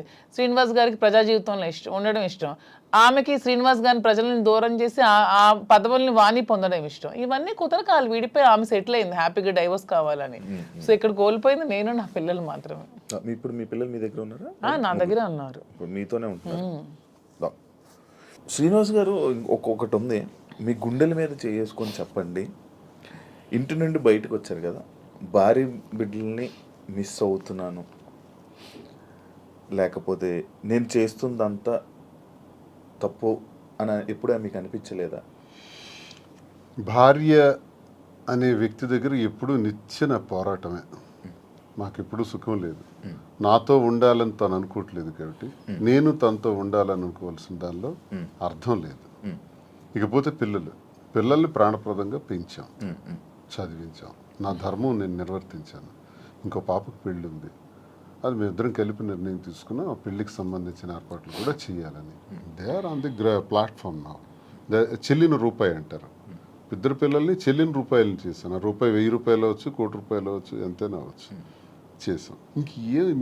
నన్ను వాళ్ళు కోరుకుంటే ఈ పరిస్థితి వచ్చి ఉండేది కాదు. ఇప్పుడు ప్రేమ అన్నదే మనిషిని దగ్గర చేస్తుంది. నేను అనుకుంటే అయిపోదు. ఇంటికి తాళం వేసిన రోజు నేను అదే ఆలోచించాను. ఇంటికి తాళం వేసి 10 రోజులు నాకు కనీసం అవకాశం లేకుండా చేశారు. ఇప్పుడు నేను ఇంటికి తాళాలు తలుపులు విరగొట్టుకుని వెళ్ళొచ్చు. ఇల్లు ఏం చేయాలి? ఎక్కడ కూర్చోమంటారు? ఆత్మాభిమానం చంపుకొని ఆ ఇంట్లో ఎలా ఉండమంటారు? అప్పుడు ఇంతకాలం 28 సంవత్సరాలు నేను వాళ్ళకి ఒక భర్తగా, ఒక తండ్రిగా చేసిన కృషి అంతా కూడా నేలపాలు చేసేసినారు. ఇంక నేను ఇల్లు ఏం చేయాలి? ఇంటికి ఇంక నాకు ఎందుకు బాధ ఉంటుంది? గుడ్డమే చేసుకునే చెప్తాను. పిల్లల మీద ఎందుకు ఉంటుంది? మరి ఆలైనా ఆలోచించారా నా గురించి? అమ్మ ఒకటే, నాన్న ఒకటే అనుకోవాలి. ఆలోచించారా? కాదు, ఒక భార్యని అనే వర్డ్ ఏదైతే ఉందో బూతు, భార్య పిల్లల్ని అలా అందరి ముందు, మీడియా ముందు అలా అనడం కరెక్టా? ఎవరన్నారు? మీరు వాడారు కదా ఎప్పుడు? అప్పుడే ఆ గొడవలు అవుతున్నప్పుడు, ఏదో కన్స్ట్రక్షన్. అదే రాంగ్ పోర్ట్రేట్ చేశారు. నేను పలాసలో ఉన్నాను. పలాస నుంచి ఇంటికి వచ్చి నాకు తెలిసింది ఏంటంటే ఇంటి మీదకి దాడి చేశారని. ఇంకా టెక్కలు వచ్చేలోపు 27 కిలోమీటర్లు టెక్కలు వచ్చేలోపే ఇంటి దగ్గరకు వచ్చి బ్లేడ్లు, అవి టాటా డోర్స్, స్టీల్ డోర్స్, వాటిని పవర్ బ్లేడ్స్ పెట్టి కట్ చేసేసి ఇంటి మెయిన్ డోర్ కూడా కట్ చేస్తున్నారు. ఎగ్జాక్ట్ నేను ఆ ప్లేస్లో అప్పుడే వెళ్ళాను. నా కొడకల్లారా, నా ఇంటిని ఎవడో వెధవులు వచ్చి కట్ చేస్తుంటే, ఇప్పుడు మీ ఇంటి మీద నేను ఒక రాయిసిరాను అనుకోండి, ఫస్ట్ మీకు కోపం వస్తుంది. కోపం వచ్చి నా మీద రియాక్ట్ అవుతారు. తర్వాత మిగతా విషయాలు చూస్తాం. ఆ రియాక్షన్లో భాగంగానే నేను వెంటనే అన్నాను అని ఒక కర్ర తీశాను. కర్ర తీసి ఆ కోపంతో ఉద్రేకం అయిపోయాను. నా గేట్ సరిగ్గొట్టేసినారు, ఇంక మెయిన్ డోర్ కట్ చేస్తున్నప్పుడు ఆ ఊగిపోయి ఆ కోపంతో నేను కర్ర తీసి ఇంకా ముందుకు పోతున్నప్పటికీ పిల్లలు, వైఫ్ వెంటనే నేలకేసి కొట్టాను. వీడియో మీరు అబ్జర్వ్ చేయండి. అది నేలకేసి కొట్టి 30 రోజుల పాటు లోపల మేడ మీదే ఉన్నాను. మళ్ళీ బయటకు రాల. 30 days. ఎందుకు నేలకేసి కొట్టాలి? ఆ వీడియోలో నేను ఆ ఎల్లని పదం వాడింది ఆ ఇంటి మీద కట్ చేయడానికి వచ్చే వాళ్ళ మీద, వీళ్ళ మీద కాదు. కానీ వాళ్ళ మీదకి నేను వెళ్తుంటే వీళ్ళు ఎదురుగా వచ్చినప్పుడు నేలకేసి కొట్టాను. నేలకేసి కొట్టింది కూడా మీరు చూడండి ఆ వీడియోలో. ఎందుకు నేలకేసి కొట్టాలి? పైకి తీసింది, పైకి తీసిన కర్ర ఎవరికైనా తగలాలి, ఏదో జరగాలి, తగలలేదే, నేలకెందుకు కొట్టాను? దాని అర్థం వాళ్ళు ఎదురుగా వచ్చారు కాబట్టి. వీళ్ళు మళ్ళీ ఎదురుగా వస్తున్నారు, నేలకేసి కొట్టేశాను. ఆ బాధ వాళ్ళ మీద ఉండే ప్రేమాభిమానాలతోనే నేలకు కొట్టాను. లేకపోతే కర్ర పైకి లేచి ఉండేది. 4 రోజులు నరకమే అనిపించాను ఇంట్లో. రోజుకి 2 ఇడ్లీలు తిని బతికిన రోజులు కూడా ఉన్నాయి. ఎవరు చూస్తారు? ఇంటి దగ్గర ఇళ్ళే సరెండర్ చేసి అచ్చెన్నాయుడు సహాయంతో చుట్టూ పోలీసులు ఉండి ఓడిపోయానని నాకు చేసిన హింసకు ఇవన్నీ అవసరమా అండి? ఆ రోజు ఎక్కడి నుంచి పోవాలి, ఎక్కడున్నా పర్వాలేదు, లుంగీ షర్ట్ గాడు ఇన్ని విమర్శించిన ఆమె ఆఖరిలో ఒక మాట మార్చింది, ఆయన ప్రాణానికి ప్రమాదం ఉందని. మరి ప్రాణానికి ప్రమాదం ఉన్నప్పుడు ఇప్పుడు 4 నెలలు అవుతుంది, నేను ఎక్కడున్నానో చూస్తున్నాను. మరి ఇప్పుడు ప్రాణానికి ప్రమాదం లేదా?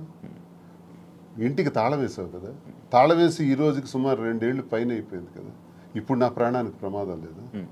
ఇది సడన్గా వచ్చిన వాక్కులే. మరి అంతకుముందు టెక్కల నుంచే పోవాలన్నావు, ఉండకూడదన్నావు. అసలు పరిష్కార మార్గం ఇదా?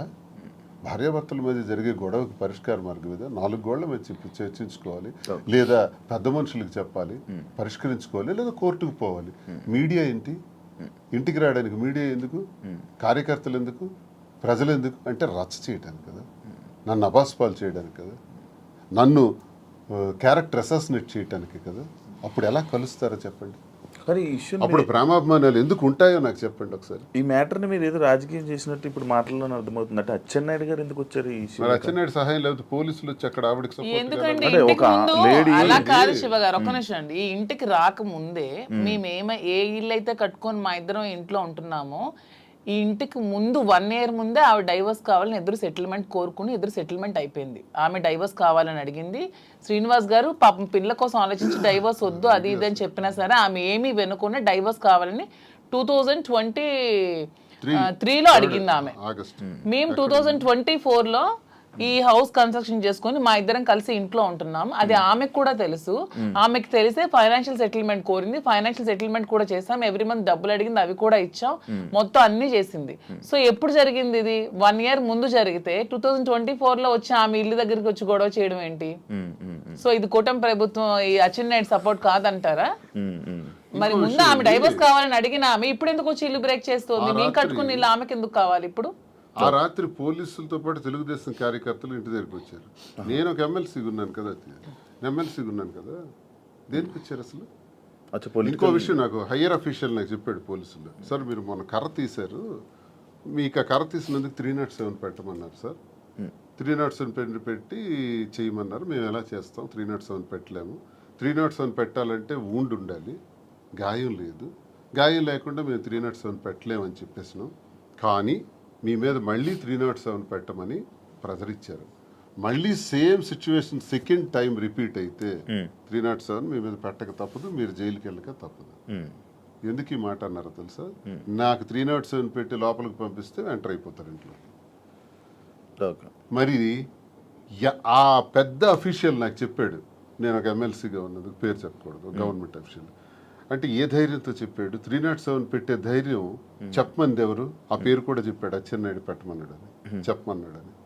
మరి అచ్చెన్నాయుడు ఇన్వాల్వ్మెంట్ నా మీద, భార్య టెక్కల నుంచి పంపిస్తుంది కాబట్టి సపోర్ట్ చేశాడు అచ్చెన్నాయుడు. 2023లో ఆమె డైవర్స్ అడిగింది. 24లో ఇంటికి వచ్చి గొడవ చేసింది. ఓకే, అదంతా ప్లాన్ గా చేసిన డ్రామా. 29th August 23 29th. మీరు ఇప్పుడు 24th గురించి మాట్లాడుతున్నారు. 24 ఆగస్ట్ గురించి మీరు మాట్లాడుతున్నారు. ఇదే ఆగస్ట్ 29th నాకు ఇంటి నుంచి వచ్చినటువంటి message, never and ever dare to speak with, never and ever dare to mention me as your wife in any interview, because we both don't want to have relation anymore. You only mention my name, and I am also not to mentioning you as my husband. I want divorce. అని first దాన్ని అది 2023. Okay. ఈ గొడవ 2024. 2022లోనే గొడవలు జరిగాయి. 2022 నుంచి మా ఇద్దరం కలిసే ఉన్నాం. She know everything. తను మీరు ఇద్దరు కలిసి ఉండండి, నాకు అనవసరం, నాకు టికెటే కావాలని చెప్పి కోరుకుంది ఆమె. అలాగని టికెట్ కూడా ఇచ్చేసారు శ్రీనివాస్ గారు. అయినా సరే ఆమె నిలబెట్టుకోలేకపోతే పార్టీ మళ్ళీ శ్రీనివాస్ గారు టికెట్ ఇచ్చింది. సో మా రాష్ట్ర ప్రజల దౌర్భాగ్యం, వాళ్ళ కర్మ చేసుకొని జగన్ చెప్పండి అని అంటే గుర్తు అనుకుంది కాబట్టి ఇవన్నీ జరిగాయి అంటున్నాను. లేకపోతే మా మధ్య ఇవన్నీ ఉండేవి కావు. చెప్తున్నా, ఆమె చేసిన దానికి ఇవన్నీ జరిగాయి. ఆమె ఏదో ఏడుస్తూ ఉంటే నమ్మేస్తున్నారు జనాలు. వాణి ఏదో నష్టపోయింది అనుకుంటే, వాణి షీఈస్ వెరీ వెరీ హ్యాపీ. నన్ను బయటకు పుష్ చేయడం వల్ల షీఈస్ ఫీలింగ్ వెరీ హ్యాపీ. అది చాలా మందికి తెలియదు. ఇప్పుడు మీ ఇప్పుడు వెళ్తారు కదా మీ ఊరు మీ ఇల్లు అన్నీ టెక్కలో మీరు ఉంటాను. మా టెక్కల్లో ఇంట్లో ఉంటారు కదా? కట్టుకున్న ఇంటి దగ్గర ఉంటాం. మేము కట్టుకున్న ఇంట్లో ఉంటాం. మీరు కట్టుకున్న ఇంట్లోనే ఉంటున్నాము. ఓకే. హ్యాపీగా ఉన్నారు. వాళ్ళకే నష్టం సార్, వాళ్ళకి ఏముంది, వాళ్ళకి నష్టమే ఉంది. దేనికి లోటు ఉంది, వాళ్ళకి నష్టం ఉంటుంది. అన్నీ సెటిల్డ్ కదా. ఓకే. నాకు ప్రాబ్లం ఉంది. ఇప్పుడు నా బండి ఎలా నడపాలి, ఇప్పుడు ఆ పాపకని రెండో పాపకని పెళ్లికి సంబంధించి, ఇప్పుడు నా నష్టపోయిన ఈ 3 పిల్లలకు సంబంధించి ఈ వ్యాపారాలు, ఈ ఒత్తిళ్ళు ఇప్పుడు నాకున్నాయి తప్ప వాళ్ళకే ఉంది. తనకేముంది చెప్పండి. ఆ ముద్దనుకుంటున్నాను, ఫ్రీగా ఉంది. డన్. Thank you. నేను ఇప్పుడు మీ రాజకీయం మీరు వదిలేసేయండి, మీ బిజినెస్ మ్యాన్ అని కానీ మీరు కూడా రాజకీయం వదిలేసి ఇప్పుడు మీరు 2022లో మీరిద్దరు ప్రేమికులుగా ఎలాగ ఉన్నారు అలానే ఇప్పుడు నా ముందు ఉండండి కాసేపు. ఇప్పుడు ఈ దేని గురించి మనం మాట్లాడట్లేదు. Actually interview February 14th lovers day. మీరు ఇప్పుడు ప్రేమికులే కదా, లవ్వే కదా. మేము February 14th ప్రేమికులం కాదు, మేము ప్రతిరోజు ప్రేమికులం. అందుకే ఇప్పుడు కూడా ఈ February 14th వస్తుంది కాబట్టి ఇది February 14th స్పెషల్ కాబట్టి మీకు కొన్ని ఉన్నాయి. అంటే మీకు rose day, teddy day, chocolate day లాంటివి తెలుసా? ఐడియా ఉంది కదా. వ్యాలంటైన్స్ డే గురించి కూడా ఉంది కదా. ఏం సార్ అసలు చాలా మందికి దీని మీద అపోహలు కూడా ఉన్నాయి. 270 క్రీస్తుపూర్వం, బిఫోర్ క్రీస్తు, అంటే ఇంచుమించు ఆల్మోస్ట్ 2700 సంవత్సరాల క్రితం రోమ్లో ఒక వ్యాలంటైన్ అని ఒక ప్రవక్త ఉంటాడు. ఆయన ఏం చేశాడంటే కొత్తగా ప్రేమ పాఠాలు, ప్రేమ వివాహాల గురించి చెప్పడం ప్రారంభించాడు. ఆ రోమ్ నగరానికి, దేశానికి రాజు అయినటువంటి క్లాడియస్ ఏంటంటే ఇలాంటి ప్రేమ పాఠాలు చెప్తున్నాడు, వీడికి చంపాలి అని కొంచెం కోపం పెంచుకుంటాడు. ఇదే టైంలో క్లాడియస్ కూతురు ఇతను లవ్ చేస్తుంది, ఆయన ప్రేమ పాఠాలు విని, ఎవరిని, వ్యాలంటైన్స్. అప్పుడు రాజు ఏమిటంటే ఆయన్ని చంపేస్తాడు, అంటే హ్యాంగ్ చేస్తాడు. అదే February 14th. అక్కడికి 20 సంవత్సరాల తర్వాత గెలాషియస్ అనే మరో ప్రవక్త, ఇది చాలా గొప్ప రోజు, ఇది మనకి ప్రేమతత్వాన్ని నేర్పించారు వ్యాలంటైన్. ప్రేమ అంటే తల్లి తండ్రులు పిల్లలకి మధ్యన ఉండేది, అక్క చెల్లెల మధ్యన ఉండేది, అన్నదమ్ముల మధ్యన ఉండేది ప్రేమ. ఆ ప్రేమకు అర్థం ఉంది, ఆ ప్రేమకి రిలేషన్ ఉంది. కానీ స్నేహితుల మధ్య ఉండే ప్రేమ, ఒక ఆడామగ మధ్య ఉండే ప్రేమ, దానికే రిలేషన్ ఉంది. ఆ తత్వం గురించి తెలియజేశాడు ఆ ప్రవక్త వ్యాలంటైన్. కానీ ఆయనకు గురేశారు. అలాంటి వ్యాలంటైన్కి ఉరేయటం వల్ల అతను గొప్పవాడు, గొప్ప ప్రవక్త, ప్రేమతత్వం నేర్పిన ప్రవక్త. కాబట్టి ఆయన రోజుని నేను ప్రేమికుల రోజుగా నిర్ణయిస్తానని గెలాషియస్ అనేటటువంటి మరో కింగ్ దాన్ని డిసైడ్ చేస్తాడు. సో ఇప్పుడు వరకు కొన్ని దేశాలు దీన్ని అంగీకరిస్తారు, కొన్ని ప్రాంతాలు వ్యతిరేకిస్తారు, అపోహలు పెట్టుకుంటారు. జరిగిన కథ ఇది. సో దీనివల్ల మనం నేర్చుకోవాల్సింది ఏంటంటే ఈ ప్రేమతత్వాన్ని ప్రతి వ్యక్తిలో కూడా ఉండాలి. స్నేహితుల మధ్య ఉండాలి, కుటుంబాల మధ్య ఉండాలి, భార్యాభర్తల మధ్య ఉండాలి. ఆ ప్రేమతత్వం ద్వారా మేము ఈరోజు ప్రేమతోనే ఇంతవరకు వచ్చాం కాబట్టి, ప్రేమతోనే ఉంటున్నాం కాబట్టి, వాస్తవమైన మాటలు నా మనసులో ఉన్నది నేను ఆమెకు చెప్పాలి, ఆమె నాకు చెప్పాలి. చెబుతూ అందరూ ఇలాగే ఉండాలి, ప్రేమతో ఉండాలి. ప్రేమతో ఉంటే దేశాలే గెలవచ్చు, ఏ జయాలను పొందొచ్చు. రాజ్యాలే ప్రేమ లేకపోతే రాజ్యాలు కోల్పోతాం, ప్రేమ ఉంటే రాజ్యాలే గెలవచ్చు. ఒక్క మాటతో, ప్రేమపూరితమైన మాటతో అన్నీ గెలవచ్చు. కాబట్టి ప్రేమతత్వాన్ని పెంచుకోవాలని వ్యాలంటైన్స్ డే చెప్పిన ఈ రోజుని ఒక 10 రోజుల పండగగా, 5 రోజుల పండగగా, 3 రోజుల పండగగా చేసుకుంటారు. అదే మీరు ఇప్పుడు చెప్పిన టెడ్డీ అని. ఈ ప్రేమ గురించి ఎప్పుడు తెలుసుకున్నారు? అంటే చదువుకున్నారా? లిటరేచర్ కదా బేసికల్ గా. నేను MA English literature and law student. ఇవన్నీ చదువుకోవాలి. మహాభారతం చదివాను, రామాయణం చదివాను, భాగవతం చదివాను. అవన్నీ నేను చదువుకున్నాను. అంటే అచ్చ తెలుగులో, నేనేం పండితులు కాదు, సాంస్క్రిట్ అవన్నీ నాకు రాగానే అచ్చ తెలుగులో నేర్చుకున్నాను, అర్థం తెలుసు. ఓకే. ఈ ప్రేమ గురించి కూడా అలాగే తెలిసింది. కానీ మాధురి గారి గురించి స్పెషల్ గా ఏంటి మా ప్రేమ అని చెప్పి ఏమైనా చదవడం? అంటే దీని గురించి నేను చెప్పేది వ్యాలంటైన్స్ డే సందర్భంగా ప్రేమతత్వం గురించి అర్థం ఏంటో నేను చదివింది, నేను అర్థం చేసుకుంది, నా చిన్న బ్రెయిన్ కి అర్థమయ్యేది మీకు తెలియజేశాను. మీరే మీ ప్రేమ గురించి మీరు ఎలా వర్ణించాలనుకుంటున్నారు? అంటే శ్రీనివాస్ గారి మీద నాకున్న ప్రేమ గురించి, మా ప్రేమ వర్ణించడానికి మాటలు సరే.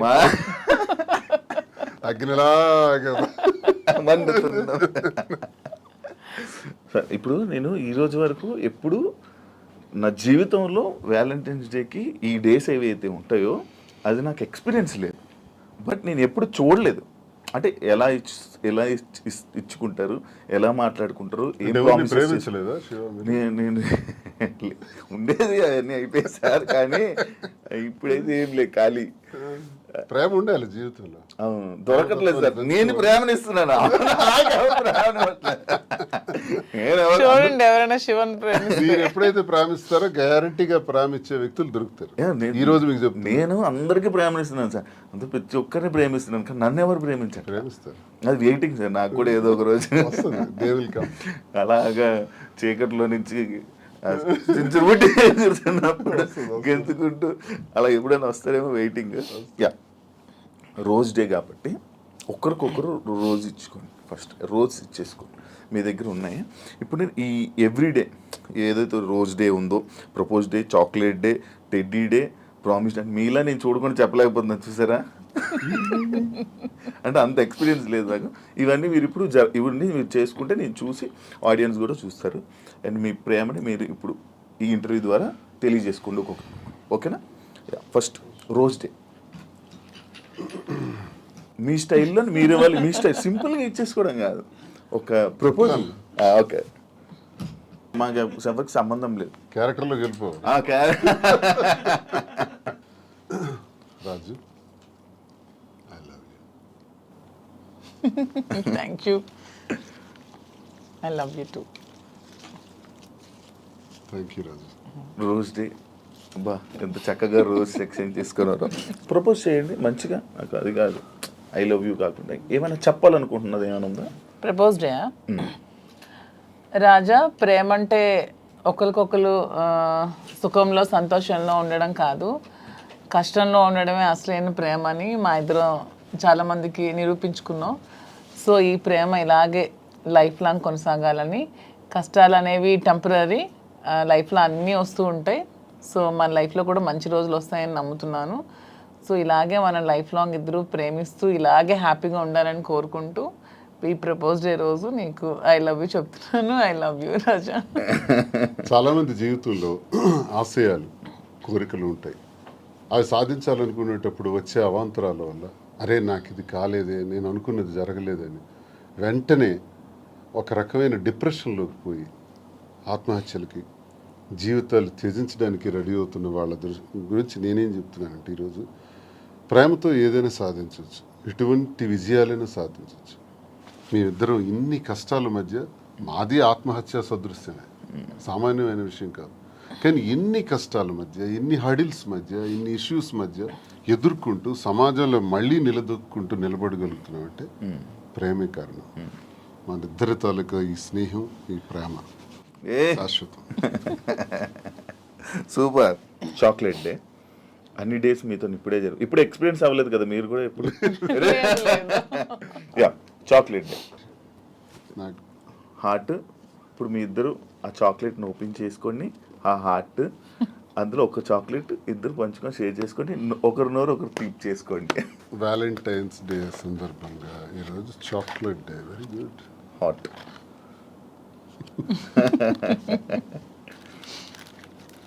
చాక్లెట్, నీకు ఇష్టమైన చాక్లెట్? నాకు యాక్చువల్గా చాక్లెట్స్ అంటే చాలా ఇష్టం. అవునా? అందుకే సార్ తెచ్చి ఇచ్చారు. ఏదైనా వేడుక స్వీట్తోనే స్టార్ట్ చేస్తారంట.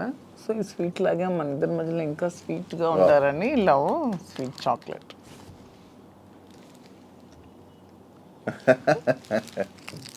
మన ఇంటర్వ్యూ ద్వారా మీకు అన్ని డేస్ అయిపోతున్నాయి. వ్యాలంటైన్ వీక్ అయిపోయింది. ఇప్పుడు టెడ్డీ డే. రాజు, వ్యాలంటైన్స్ డే సందర్భంగా ఈ టెడ్డీ బేర్ ఇది నీలాగే ఉంది, నీ మైండ్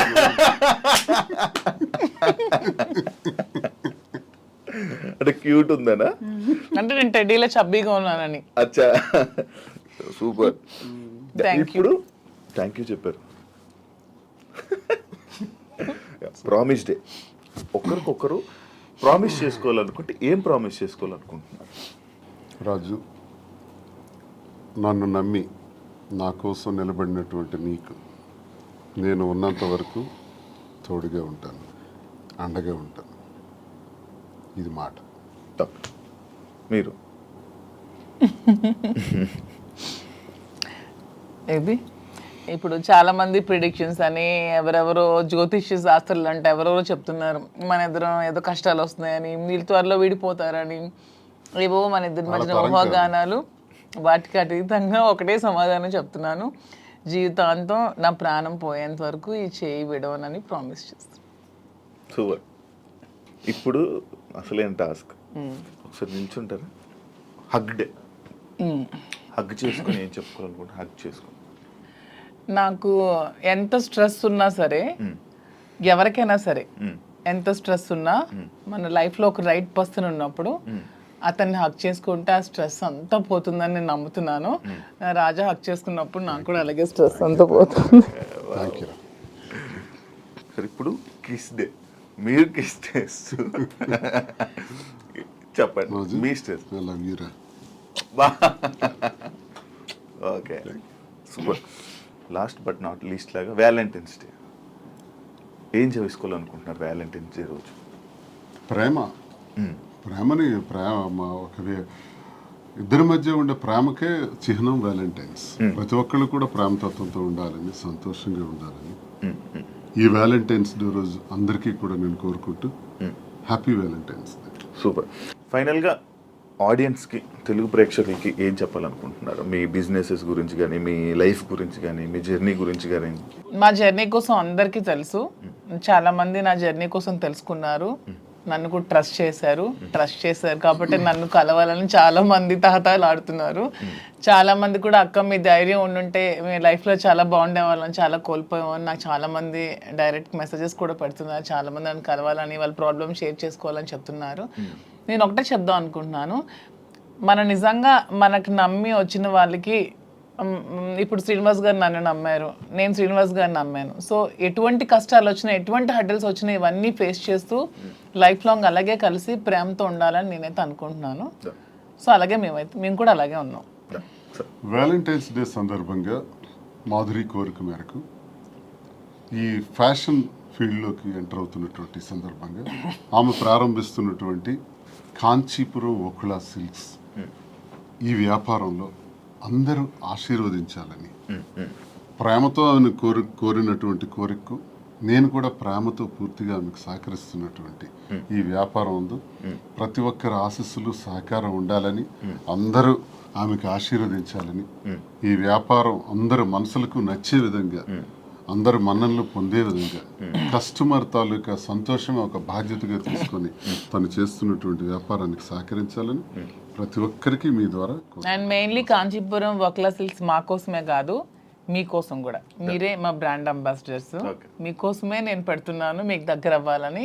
మీరందరూ నా షాప్ విజిట్ చేయండి, అప్పుడు మీరే అనుకుంటారు ఎస్ మాధురి మా కోసమే పెట్టిందని. ఆ నమ్మకంతోనే మీరు వెళ్తారని గ్యారంటీ అయితే నేను ఇస్తున్నాను. మార్చి 3వ తారీఖున ప్రారంభం అవుతున్నటువంటి శుభారంభానికి అందరూ రావాలని ప్రతి ఒక్కరిని పేరు పేరున మీ ఐ డ్రీమ్ ఛానల్ ద్వారా అందరికీ కోరుకుంటున్నాను. Thank you so much Srini గారు అండ్ మాధురి గారు ఇంటర్వ్యూ ఇచ్చినందుకు, మీ ప్రేమని మాతో షేర్ చేసుకున్నందుకు, అండ్ మీ విషయాల్ని, మీ పర్సనల్ విషయాలను కూడా మాతో షేర్ చేసుకున్నందుకు thank you so much. And మీరు ఇంకా ఇలానే హ్యాపీగా ఉండాలని, మీరు పెట్టబోతున్న ఈ ఏదైతే బిజినెస్ ఉందో అది కూడా మంచి సక్సెస్ అవ్వాలని మనస్ఫూర్తిగా కోరుకుంటూ, అందరూ ప్రేక్షకులు, అందరూ ఆడియన్స్ మొత్తం ఎవరైతే ఉన్నారో జనాలందరూ వెళ్ళి మీ శారీస్ ఒకసారి చూసి నచ్చితే తీసుకోవాలని మనస్ఫూర్తిగా కోరుకుంటూ thank you so much. Interview చూసారు కదా ఇంటర్వ్యూ. ఇంకొక గెస్ట్తో మళ్ళీ మేము ముందుకు వస్తా. అంతవరకు